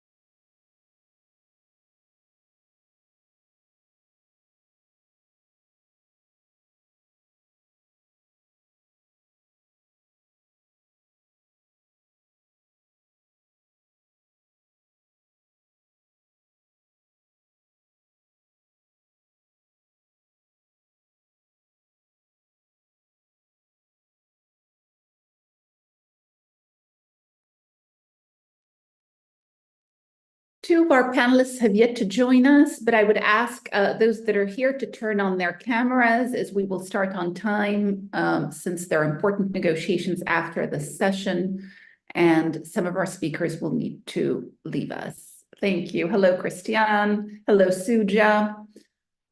Wonderful. Good afternoon, Doa. Hello. Good afternoon to the other panelists. Hello, how Hi. are you? Fine, thanks. I would ask you to please keep your cameras on throughout as the session is recorded, but to mute yourselves until I give you the floor. Celine, I'll start now. Welcome to the closing session of the WTO Symposium on Illicit Trade and Food Fraud, entitled Big Takeaways for the WTO. I'd like to welcome our distinguished panelists and our viewers. My name is Doa Abdelmotal. I'm Senior Counselor in the WTO Agriculture and Commodities Division, and I'll be moderating the session. I'll be putting 2 rounds of questions to our panelists. A few comments before we dive into the closing session. Over the past 2 days, we've heard from a number of different WTO members, international organizations, non-governmental organizations, academics, about the gravity of the problem of food fraud. Food fraud and illicit trade in food can cost society from 30 to 50 billion US dollars each year. And the impact of this phenomenon is wide-ranging. It can endanger public health, it can hurt legitimate business activity, and it can distort competition and trade. The impact can also carry from the food industry to other industries we've heard in these 2 days. Industries that use food and other agricultural inputs, like the pharmaceutical industry, the chemical industry, the cosmetics industry, and more. Food fraud can lead to a rise in trade barriers when governments try to counter the phenomenon with ever greater controls. As we've heard in the symposium, food fraud is not static, but unfortunately, it is a dynamic phenomenon, with the regulator having to continuously chase new types of fraud. And while all of the above can happen to food, it happens just as equally to seeds, agrochemicals, and pesticides that have been mentioned by many speakers in the symposium. We've also heard many suggestions during the course of these 2 days on what the WTO can do to counter the phenomenon, including a proposal from China's ambassador to the WTO, who spoke to us yesterday and who has suggested the beginning of thematic sessions at the WTO on this topic in various specialized bodies of the organization. The aim of this closing panel is to see what big takeaways from these 2 days can be for the WTO. How can the WTO help address the problem will be the main question that we will ask. We're going to zoom in with the help of 2 WTO directors and the head of the WTO's SPS unit on various aspects of the WTO rulebook and on the toolbox that the WTO can offer. We're also privileged to have with us 2 WTO ambassadors from countries that have not yet spoken in the symposium, Canada and Chile. So let me, without further ado, introduce our very distinguished panel to you. Her Excellency Ambassador Sofia Bozza Martinez is the permanent representative of Chile to the WTO. Welcome, Ambassador. Her Excellency Ambassador Nadia Theodore, the permanent representative of Canada to the WTO. Welcome, Ambassador.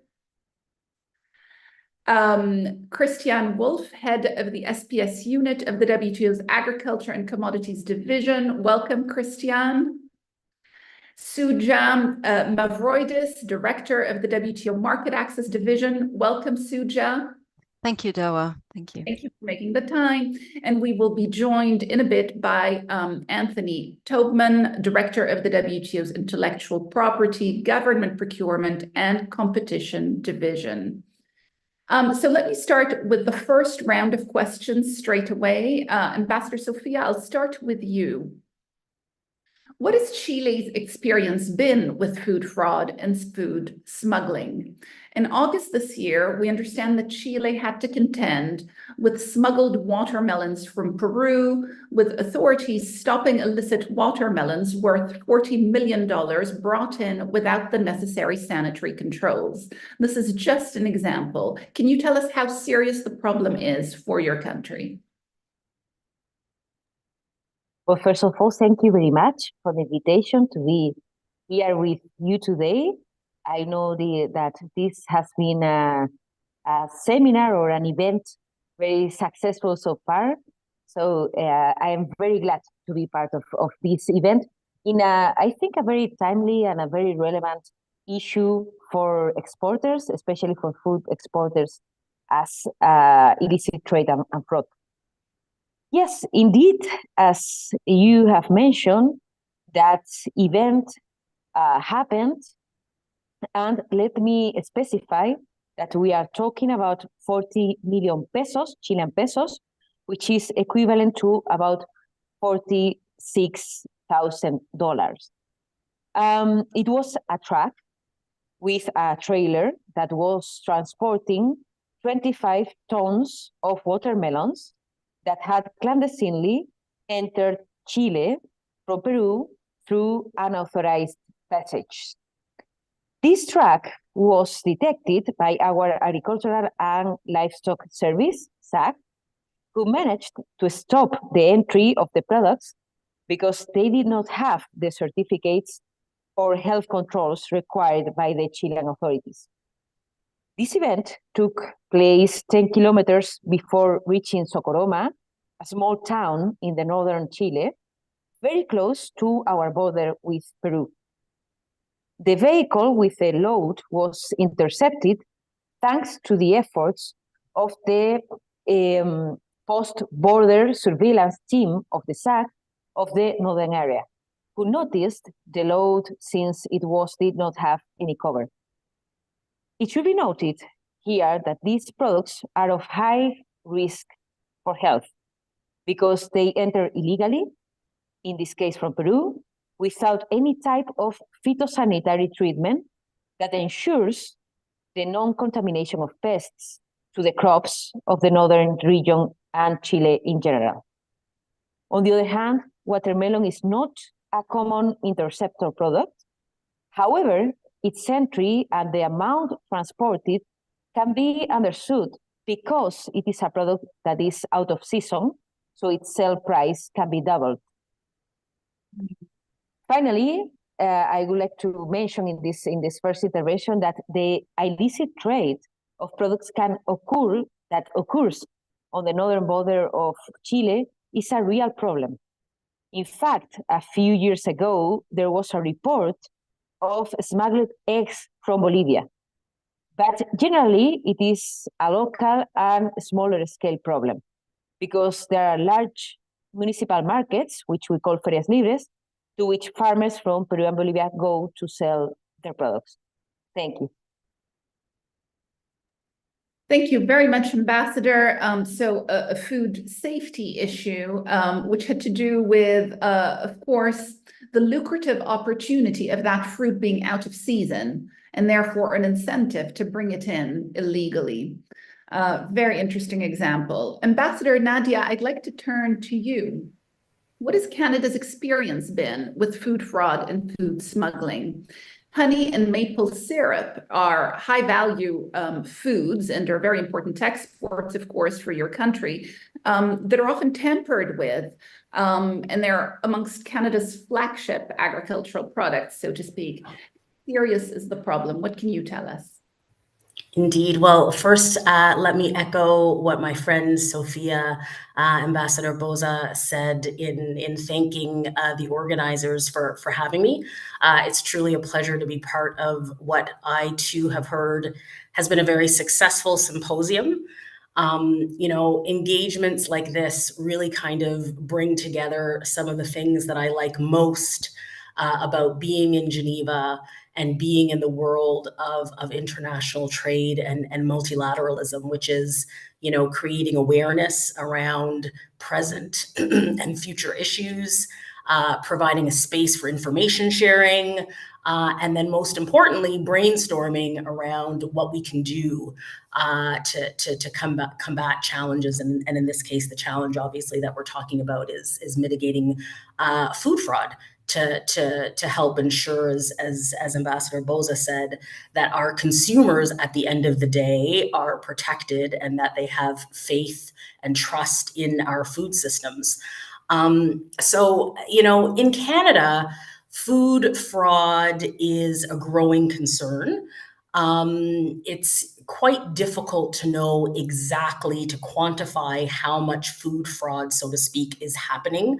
But we know that it is happening, and we know that it's growing, and we know that it takes several forms, and that various products, you highlighted honey and maple syrup, which I'll talk to you a little bit more specifically in a second. But it is various products that are being targeted.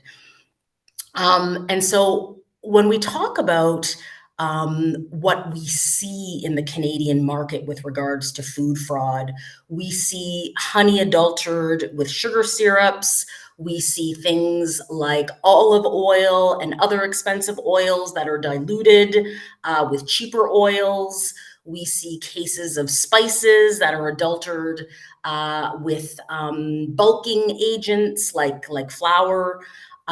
We see fish substituted with cheaper things, cheaper species. We see fruits and vegetables that are mislabeled, misdeclared as organic, and that's just kind of, you know, a rudimentary list to illustrate that it takes many forms and across several products, and we deem all of these types of things food fraud. I think that it's also important to note that in Canada, and I would say throughout, food fraud can really occur at any step in the food continuum.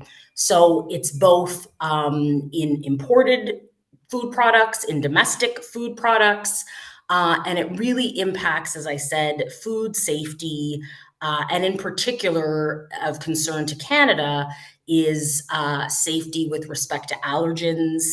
And frankly, for us, you know, it also affects our economy and the reputation of our brands and our food sectors. And so let me kind of just point to the two things that you highlighted, the two products, honey and maple syrup. So honey adulteration and honey fraud comes in many forms in Canada. I mentioned the dilution of honey with sugar syrups, but it also includes, for example, harvesting of immature honey or mislabeling the geographical origin of honey. And we definitely have seen over the past few years risks of adulteration increasing.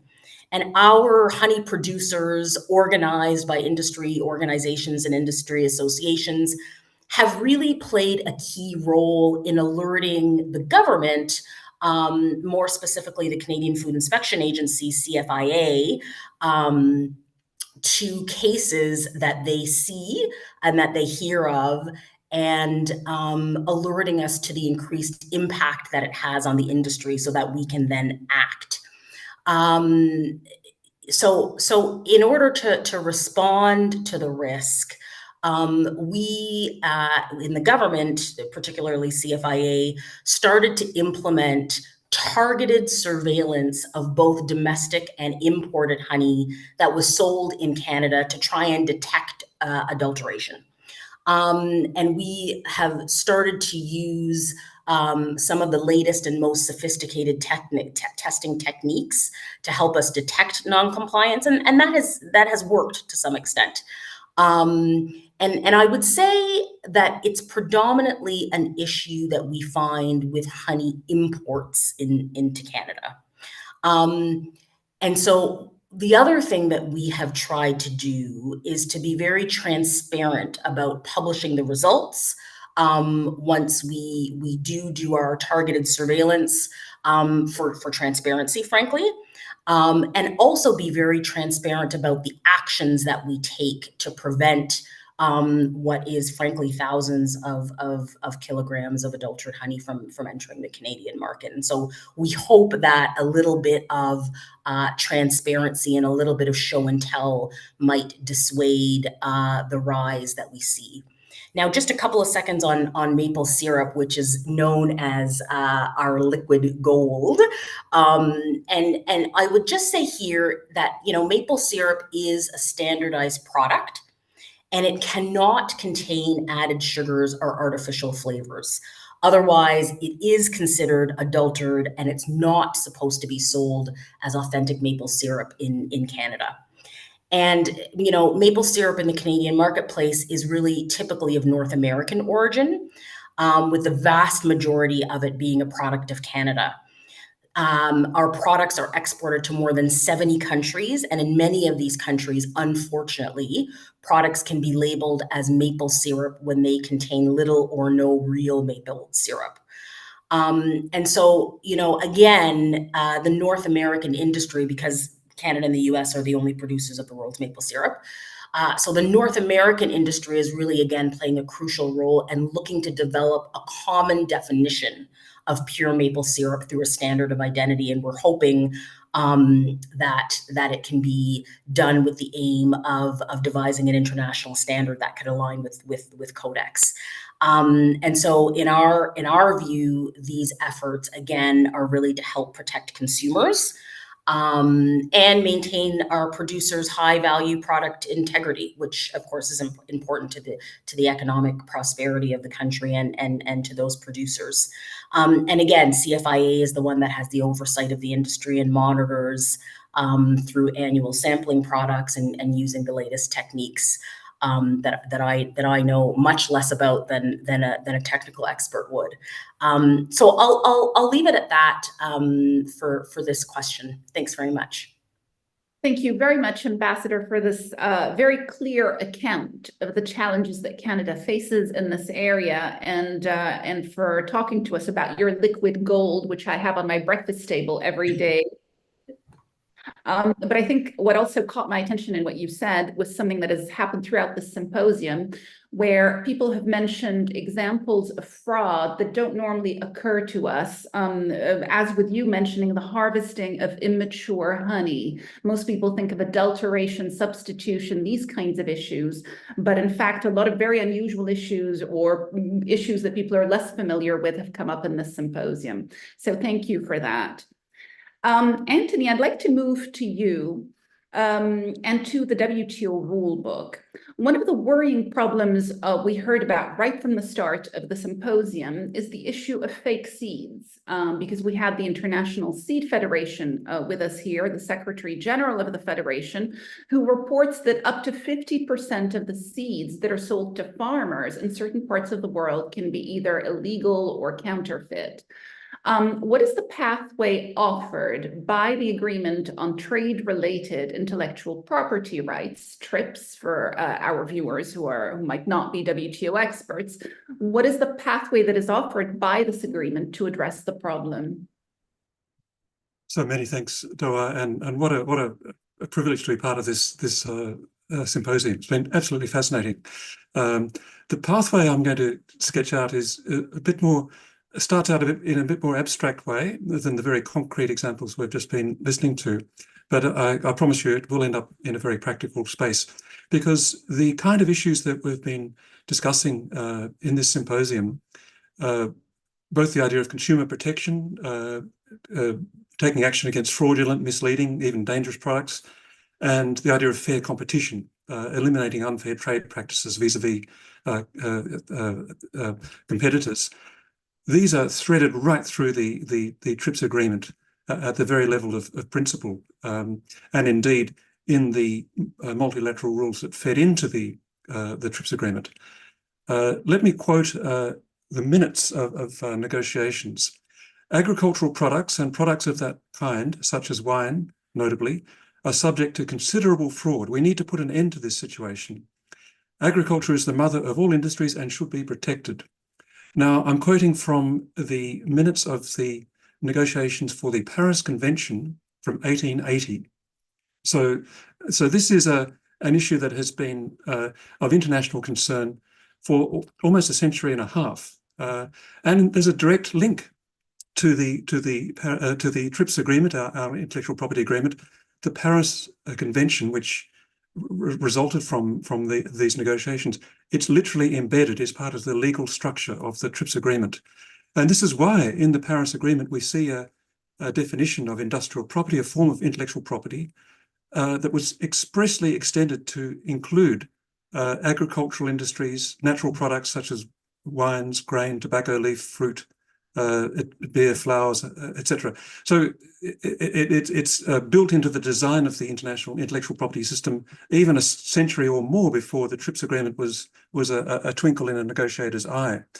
And this is because that general principle of unfair competition and the positive obligation of members to suppress it is an underpinning principle that really is the foundation of the more complex fields of intellectual property.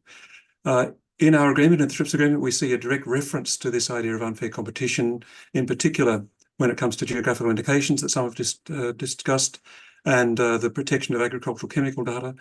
But it's also an obligation in itself. Our members have an obligation to suppress unfair competition, both within the TRIPS framework and separately, because the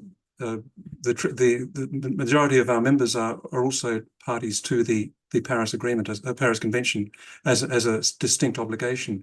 So it's important to focus on this as a fundamental principle, this idea of protecting against consumer fraud in various forms and ensuring fair forms of competition. And that, I think, goes to the heart of the issue with counterfeit seeds or illegal seeds, because it really does. It is an overarching principle that applies to that form of trade, and it is one of the twists that the TRIPS agreement represents. It's the only WTO agreement that actually expressly refers to a particular kind of illegitimate trade. It actually says members have a positive obligation to put safeguards in against illegitimate trade. So it's not merely an option, it is a positive obligation. That points us to one of the important themes in this webinar generally, that we can talk all we like about the international rules and principles that I've touched on, but ultimately it is only when implemented at the domestic level that they have actual practical effect. And at the same time, the TRIPS agreement consciously, deliberately provides broad scope for national systems to apply its principles in quite diverse ways that are adapted to their domestic circumstances, to different legal traditions, level of development, and so on. So that's an important thing to bear in mind if we think of that pathway. We're all on the same journey, if you like, but there are different pathways to that destination. And breaking it down a little, trade in counterfeit and otherwise misleadingly labelled or presented seeds can be analysed under different forms of intellectual property. Up front, first of all, that is exactly the kind of unfair competition that the Paris Agreement requires members to actively suppress. It misleads the purchaser, it unfairly exploits other people's reputation. So it's a classic case of unfair competition. The Paris Convention, 1880, all of that stuff. Secondly, it's also a potential infringement of trademarks and these related forms such as collective marks, certification marks, and these too are protected through TRIPS and through the Paris Convention. TRIPS is a trade agreement, not to forget, and there's specific requirements to put in place measures at the border. The kind of measures we've been talking about, these are TRIPS obligations, particularly to suppress a trademark counterfeiting, which would certainly apply in this case. And indeed, there's obligations also to apply criminal sanctions if it's at a commercial scale. Geographical indications, we've been touching on in different ways during this symposium.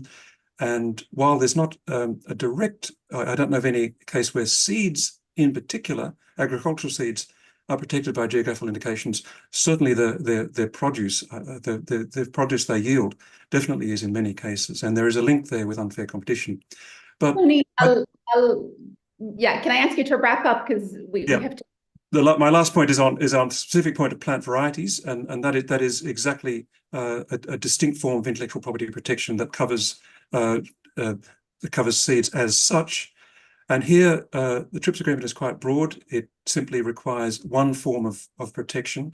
It doesn't go into details. That said, just under half of WTO members are members also of UPOV, which is a distinct international system for plant variety protection.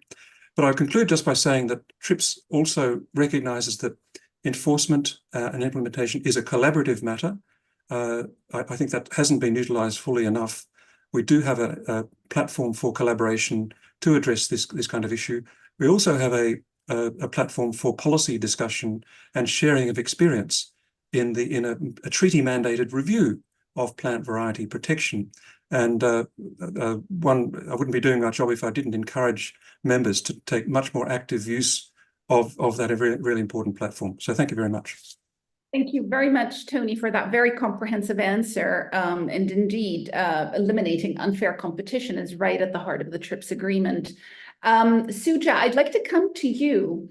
Can agreements such as the WTO Customs Valuation Agreement and the Agreement on Pre-Shipment Inspection play a role in helping countries counter smuggling and fraud? Thanks very much, Doa. First of all, for organizing the symposium and for having invited me to participate. It sounds like it was a really, really a good symposium, but unfortunately I was not able to follow much of it, but I look forward to listening to the recording. So the thing about the two agreements you've mentioned is that actually they're not too well known amongst the whole set of WTO agreements. So this is the Customs Valuation Agreement, and this agreement, its objective basically is to provide, and they say it in the preamble, is to provide a neutral, fair and uniform system for valuing goods for the purposes of levying ad valorem customs duties or import duties. So what it does actually is it provides a main method of valuation, which is based on the transaction value, which is the price actually paid or payable for the good. And the importance of that is that it's based on commercial realities.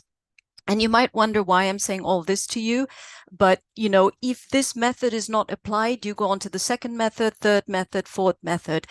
And what this does is it provides a framework for stability and predictability. And more specifically, I mean, if you look at a scenario where you have a trader at the border and the trader has absolutely no idea what's going to be attributed to his or her good in terms of the value. For example, it could just be simply an arbitrary or fictitious value. You could see a situation where such a trader might be incentivized to using other channels to bring his or her goods, right? So not necessarily the legal channel. Whereas if you have a very predictable, transparent system in place, there's more of an incentive for you to use that system. So this is the nice thing about the valuation agreement. If you dig in further, and that's what I spent some time doing, into the valuation agreement, you also have provisions such as Article 17, which allows a customs officer to ask, if they have doubts about a declaration, to say, well, can you provide more information about your declared value? And interestingly enough, during the Uruguay round of negotiations, this particular provision was further strengthened by a decision which gives, I would say, additional steps, which provides for additional steps for the customs officer to take in order to ensure that the declared value is the right value or the truthful value. So I think this, provisions such as this, while it might not seem so clear-cut in terms of assisting in mitigating illicit trade, what it can do is it can certainly stop, the problems that customs officers often face in terms of undervaluation, misclassification, wrong classification of origin, and so forth. So you have these two provisions. You have also in the same decision a provision for cooperation amongst customs, and this is key, I think, and we will be talking about it in the TFA, but cooperation amongst border agencies and generally within customs is key. And if you tie this with data and digitization, you have a very powerful weapon. But the thing is, the challenge is always, can you get it to that point, right? Can you have that coordination with the digitization and, anything that's automated does seem to reduce the sort of, I would say, susceptibility to corruption or to any such illicit trade or such sort of practices. So this is really in a very, I would say, brief way covering some of the provisions of the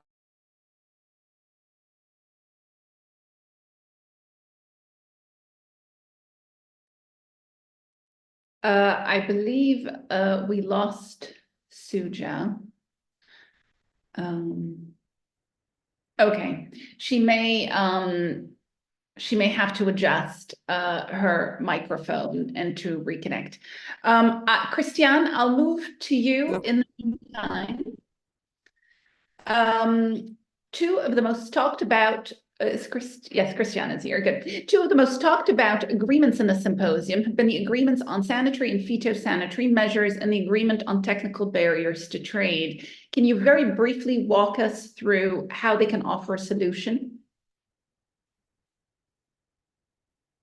Yes, thank you, Doa, for that question. And I'm glad to be here. Our director, Edwini Kessi, unfortunately could not be with us today, but I'm happy that I am here today. Let me start by saying that international trade in food is vital for global food security. The world must trade in food so that food can move from the parts of the world that have a surplus to the parts of the world that have a deficit. Indeed, FAO tells us that about 30-something countries might face complete starvation if there was no more trade in international trade in food. So just think of some of the Gulf Arab countries that import between 80 to 100% of their food, or of course, this is not limited to them. There are some other countries in that situation. International trade will become even more essential as the climate crisis amplifies. It will become a necessary instrument for climate adaptation by allowing food to move to countries that suffer climate calamities, losing portions of their food supply in the process. So I think point number one is that we have to allow food to move across the globe.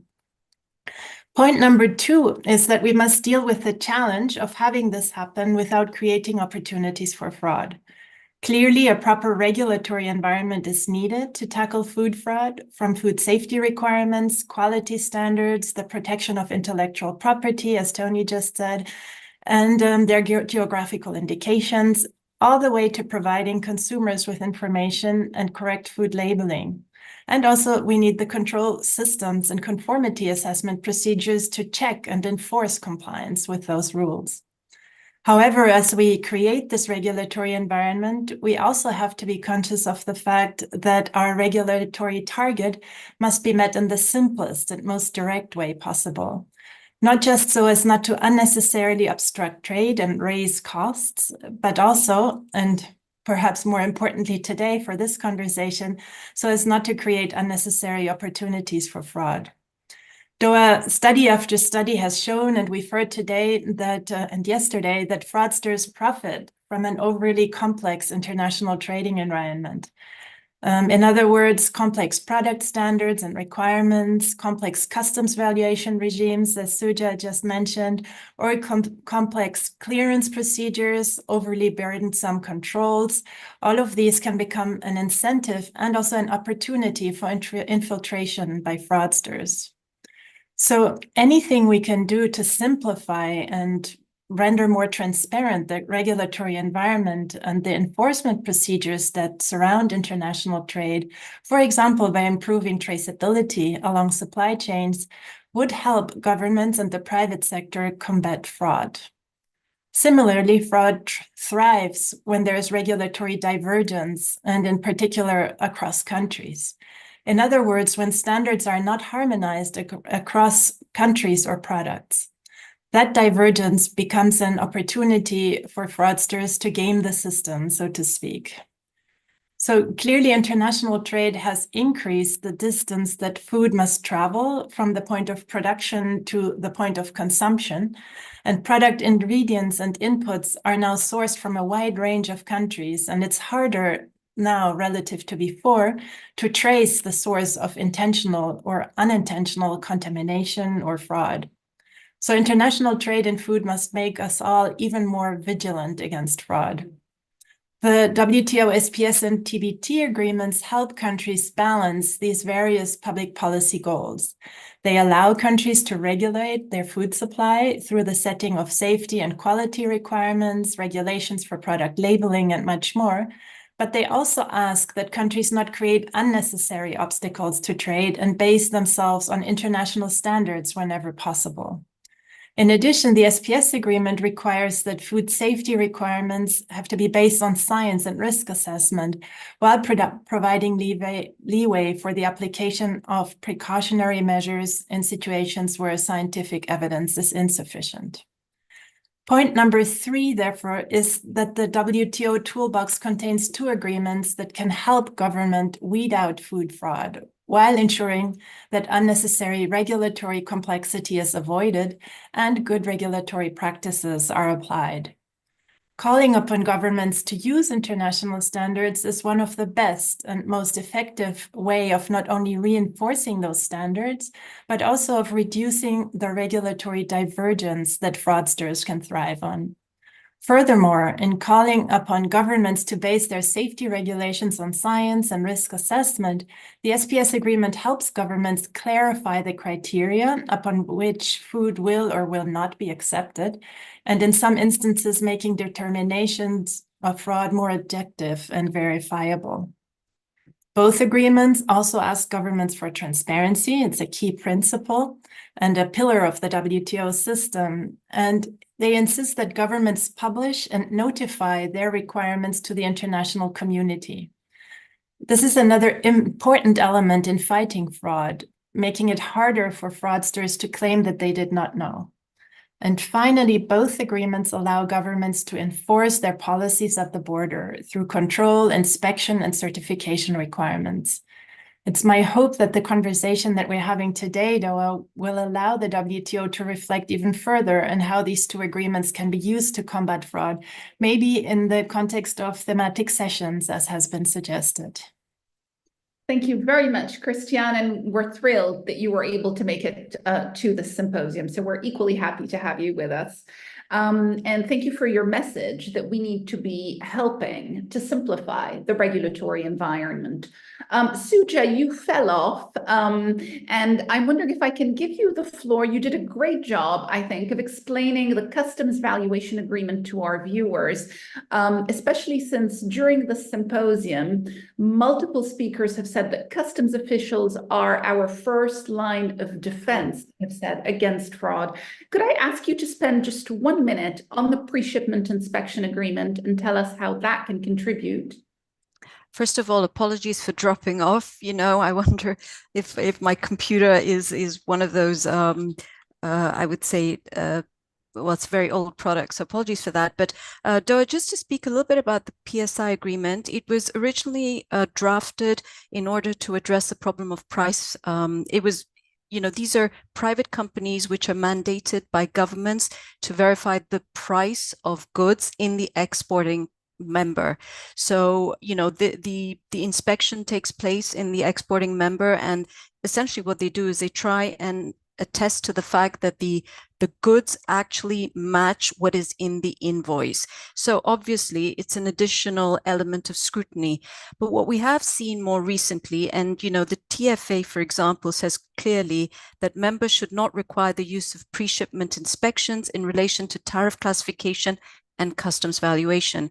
So I think what these companies have done is that they've moved away from what used to be their, you know, bread and mortar, which was price verification.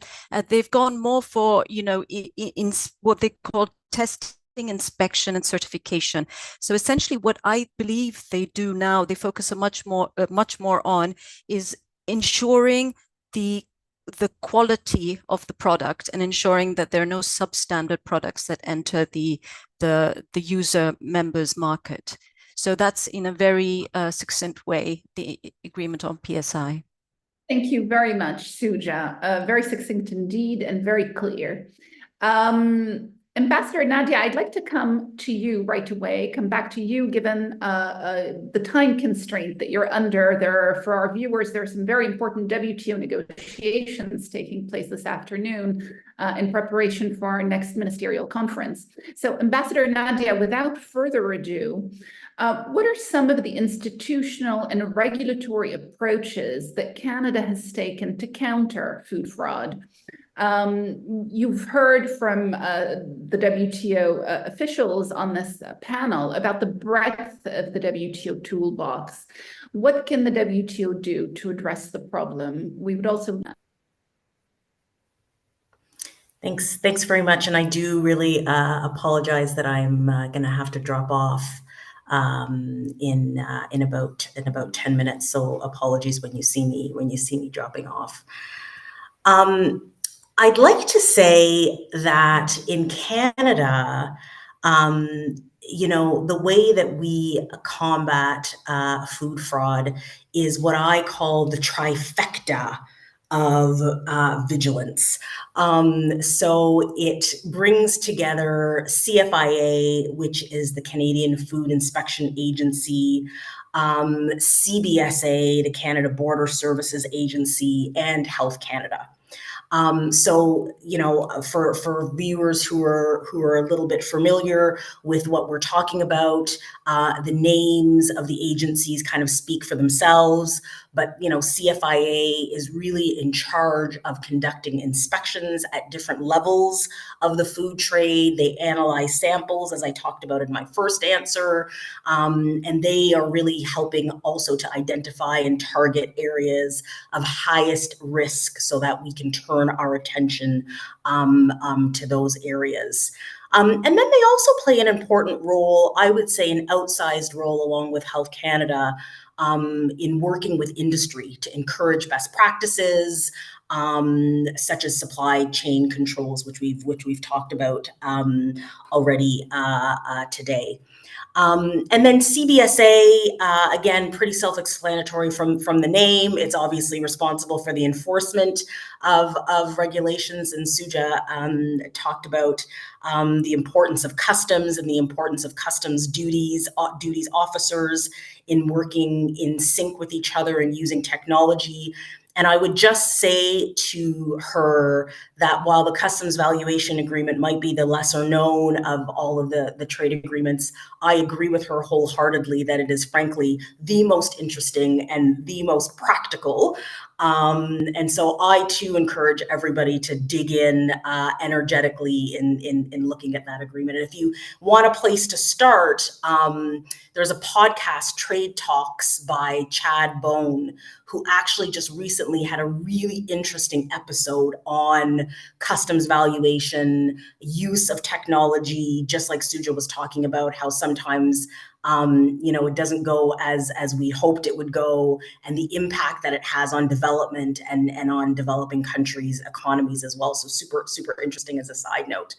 And then Health Canada, of course, supports all of those efforts by regulating the safety and nutrition quality of all of our food that's sold in Canada. And so, you know, that trifecta of vigilance and all of the various measures that the agency use together is really what we believe to be an integrated approach to ensuring action and enforcement against food fraud in the country. And I would say, as I said in my first response, that in recent years, we really have tried to step it up in Canada, to step it up in terms of prevention, detection, and deterrence. Have to also say that we're strong proponents of international collaboration. We're an active participant in Codex. And we really believe that information sharing and working together in international fora is something that's quite important, both with like-minded foreign counterparts, but even with those that we don't necessarily believe that we are always like-minded with. It's important to share information and to share experiences where possible to try and address this problem. And then finally, can the WTO do more? I will always emphatically say yes, because I am an overachiever. And so I believe that, while the WTO toolbox is obviously very comprehensive and we should all be proud of the agreements that our members, our countries are part of, there's always room for improvement, and more could absolutely be done at the international level. This is an issue, as we have highlighted throughout this conversation, that impacts the entire global food system, from the producer all the way to the consumer. And really, if we don't combat it, it really has detrimental impacts on the global economy and to the economies of the most vulnerable countries in particular. And so I do believe that the WTO and could do more.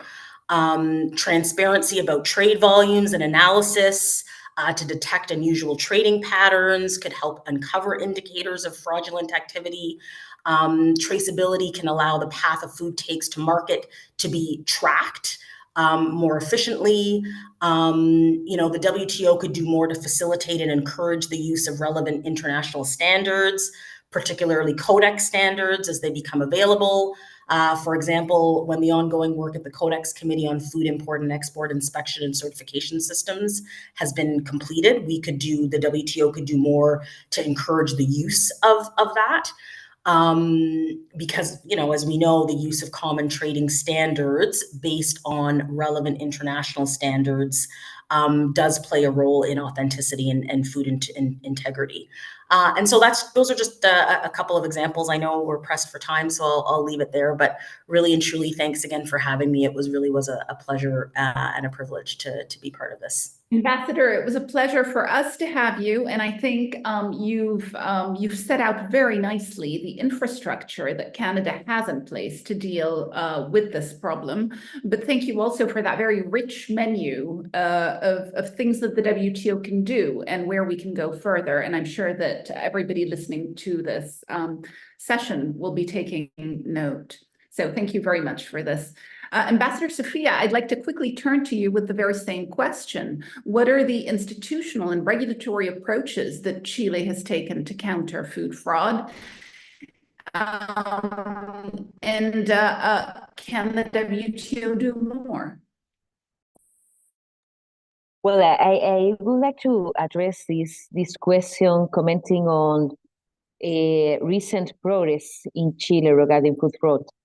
In 2018, with the support of FAO, the Chilean Agency for Food Quality and Safety, ACHIPIA, dependent on the Ministry of Agriculture of Chile, commissioned a study, a report, titled Review and Analysis of Food Fraud and Adulteration Economically Motivated in Chile.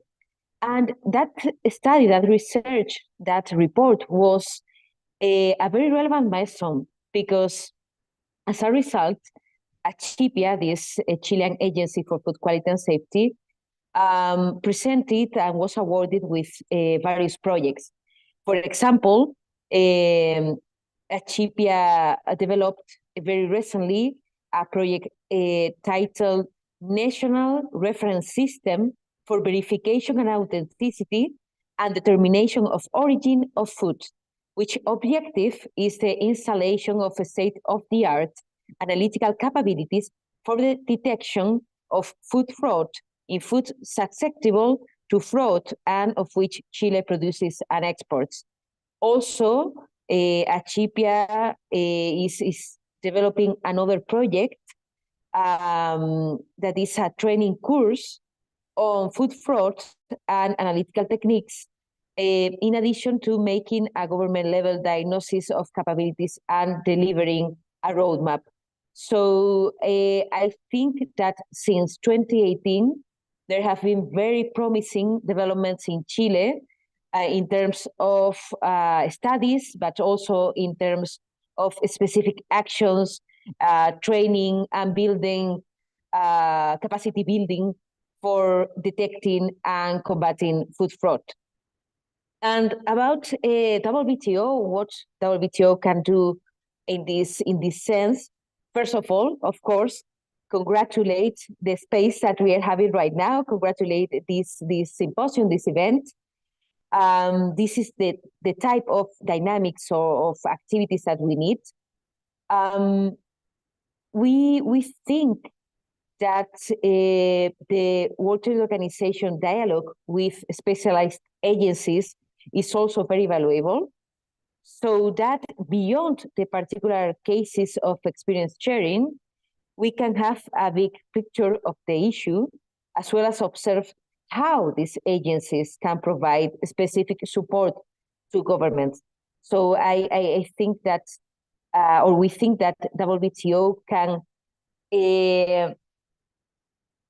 use that is a global organization that involves almost every economy all around the world to involve also their specialized agencies to exchange views on this issue and having a broad picture.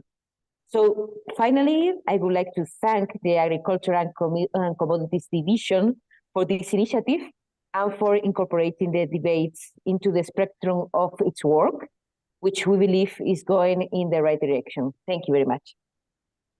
Thank you very much, Ambassador.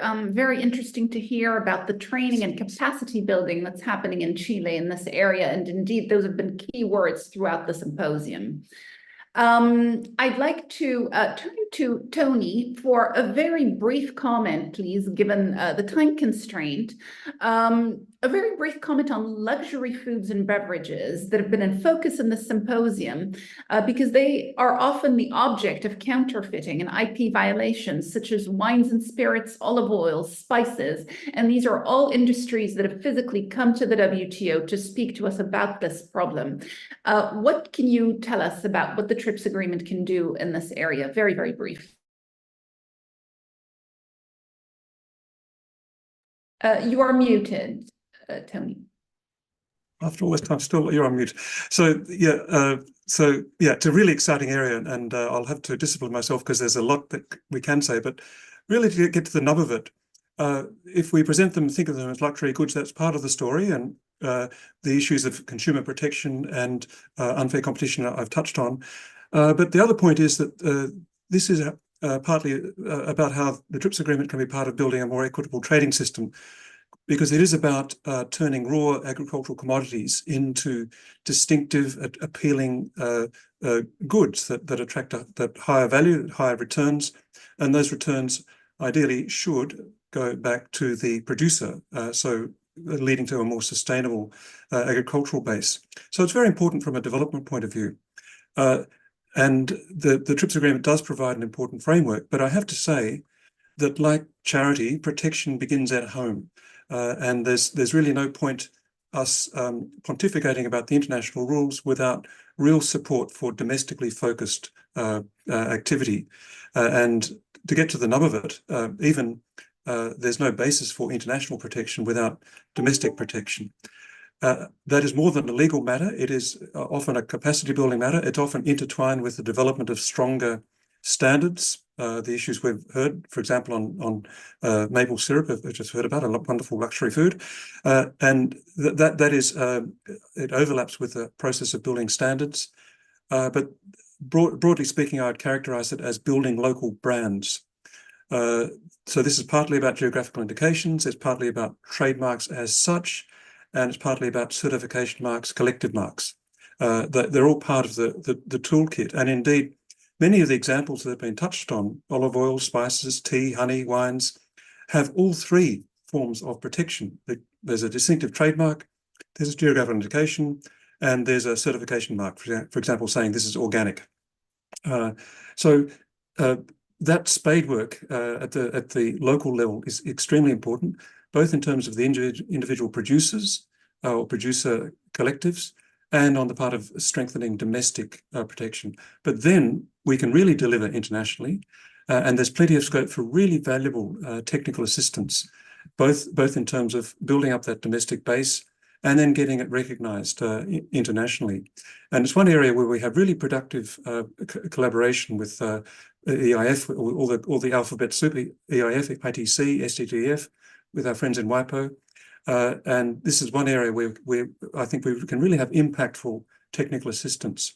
Also, the TRIPS agreement is an important, TRIPS Council is an important forum for sharing information on these measures and on their enforcement. Cooperation on enforcement in this area actually was built into the agreement. The negotiators saw this as an area where cooperation was not merely desirable, but a mandatory obligation. And frankly, I don't think we've made enough of those avenues to strengthen international dialogue and collaboration. I think we made a good start 20 plus years ago, and it might be time to return to that and reinvigorate it. So thank you. Thank you very much, Tony. And indeed, protection begins at home. Suja, I'd like to come to you. You've done a great job in walking us through two very important WTO agreements. There is a third one, the WTO Trade Facilitation Agreement, which has come up repeatedly in the symposium, that reduces the complexity of food trade, eliminates bureaucratic customs procedures, etc. What can you tell us about its potential role in? Thank you, Doa. So the TFA, unlike the other agreements, is really well known, and for the simple reason that it's an agreement that really tries to, as you mentioned, streamline customs procedures, but at the same time enable the monitoring that's required of such trade. So it is in that sense a very critical agreement. Also for other reasons, but I won't go into that right now. But just on a very broad level, I would say that, the TFA is extremely important. It has a number of provisions, which one helps to reduce incentives and opportunities for illicit traders by increasing transparency and predictability. So we come back to the same thing. The more transparent the procedures, the more transparent the supply chain, the less scope there is for this kind of activity. Of course, getting there can be a bit more problematic because even under the TFA, we ask for transparency. So you publish all your laws, but it's to the extent possible you do it online because it's understandable that not everyone can just post all this documentation online and make it, it's not just posting it, but it's to make it accessible. That's a different dimension. The TFA also helps in directing proper resources to the detection of illicit trade practices by managing risks and oversight through pre- and post-import activities. So what do I mean by that? Essentially, we come back to risk management systems. So it's all about data. It's as the ambassador of Canada said, you have the data, you can do a risk profiling, you can try and identify those transactions which are slightly off the chart, and then it's impossible for customs to check every good that crosses the border. So they do have to do some risk profiling. And the only way you can do that is really by having the data and moving towards, I think, a world of artificial intelligence. But, that perhaps is not everyone is at that stage to be able to use such tools. And then you have things like post-clearance audits, which allow for an adjustment of system processes and risk profiling. And third point I would like to make, and I'll end here, is simply this aspect of customs cooperation, both within the customs agencies, within the stakeholders involved in all of that food chain. And I think I saw a remark somewhere in one of the takeaways that, whilst we render the food supply chain transparent, what might be also interesting is to have all stakeholders in that food chain sort of part and parcel of a sort of a coordination agency or something. And in the TFA, we do have the National Trade Facilitation Committee, and that might be a place where, such type of coordination can take place even at the level of agri-food trade. So with that, Doa, I will end. Thank you. Thank you very much, Suja. And indeed, this seems to be a key agreement to the discussion we're having here. And thank you for mentioning the National Trade Facilitation Committees, which could certainly be used to address this sort of issue. Christian, let me come back to you. Is there any evidence that reducing barriers to agricultural trade can reduce fraud, in particular in the case of outright import and export prohibitions? And how are things looking on agriculture negotiations in the run-up to MC13, our 13th ministerial conference, for viewers? Thanks, Doa. Another really important question. It depends a bit on the definition. When the definition of fraud extends to food smuggling, then yes, import and export prohibitions can lead to smuggling. Of course, some prohibitions are justified. They can be motivated by religious beliefs or even simply by the latest science of what is safe. But when prohibitions do not have a clear enough justification, they might indeed create unnecessary opportunities for smuggling and should be revisited. As I mentioned in the first part of this dialogue, while countries must create a strong regulatory environment to weed out fraud, they must also do so in the simplest and most transparent manner. Regulatory complexity can drive fraud. In the run-up to next year's 13th ministerial conference, members are working towards a potential food security package. This package is still under negotiation. It's hard to predict, but it's based on the agricultural trade reform agenda of the WTO, which has 3 pillars. Many of you probably know: greater market access through the reduction of tariffs and tariff peaks, lower trade distorting domestic support through reduction of various types of subsidies or support, as we call them, and then better rules for export competition. So if we're successful in 1, 2, or even 3 of those fronts, food will move more easily around the globe, and that will boost global food security, and food will be produced where it's most efficient to do so. So what are the implications for our topic today?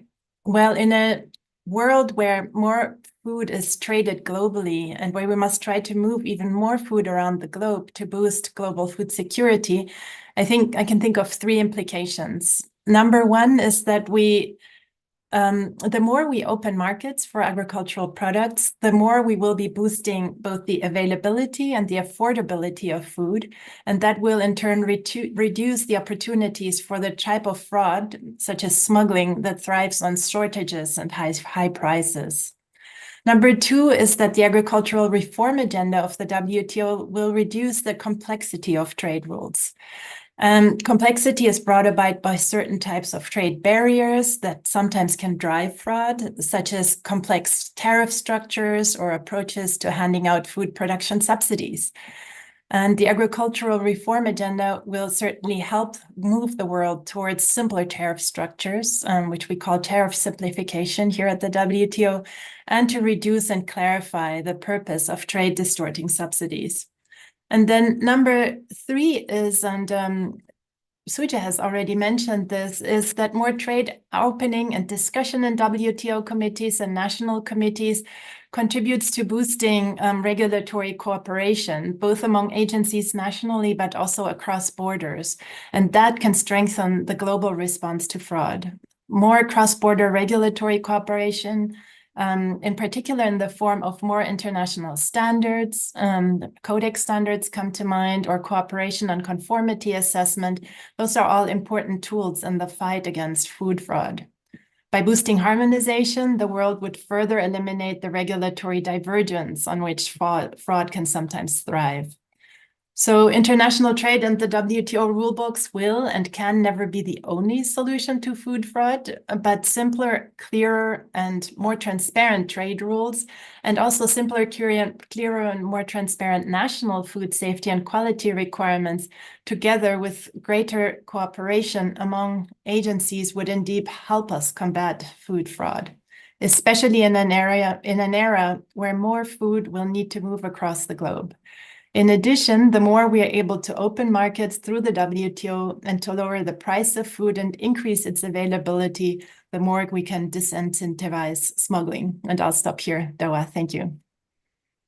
Thank you very much, Christian. A very important role here for the agriculture negotiations and another WTO agreement, the Agreement on Agriculture, in combating fraud, reducing the complexity of food trade, simplifying the regulatory environment for food. So with this, I think we've come to the end not only of this session, but of the entire symposium. I'd like to apologize to viewers who have sent in questions for the closing session.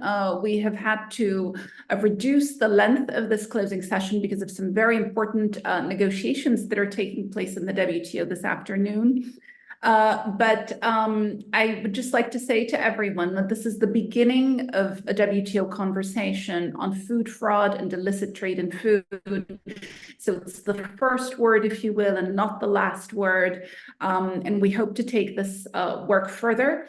I had also mentioned in the beginning of the symposium that we have a publication coming out on the topic of food fraud with a lot of guest contributions from a lot of the speakers that you've seen over the past 2 days. So stay tuned for that, and we will have a launch event for that publication early next year. I'd like to thank our panelists, including the 2 ambassadors who have had to leave for the WTO negotiations. And I'd like to thank the panelists that are still with us. I think your comments have been enlightening, and I think you've given an incredible you've given an incredible overview of the WTO toolbox and of the agreements that are there, the rules that can already help address this issue. Thank you very much, everyone, and thank you to the WTO team behind the scenes who has made this symposium possible, in particular Celine Schmidt, who shoulders the burden of all these events. Thank you very much. Goodbye, everyone. Bye-bye. Thank you, Doa.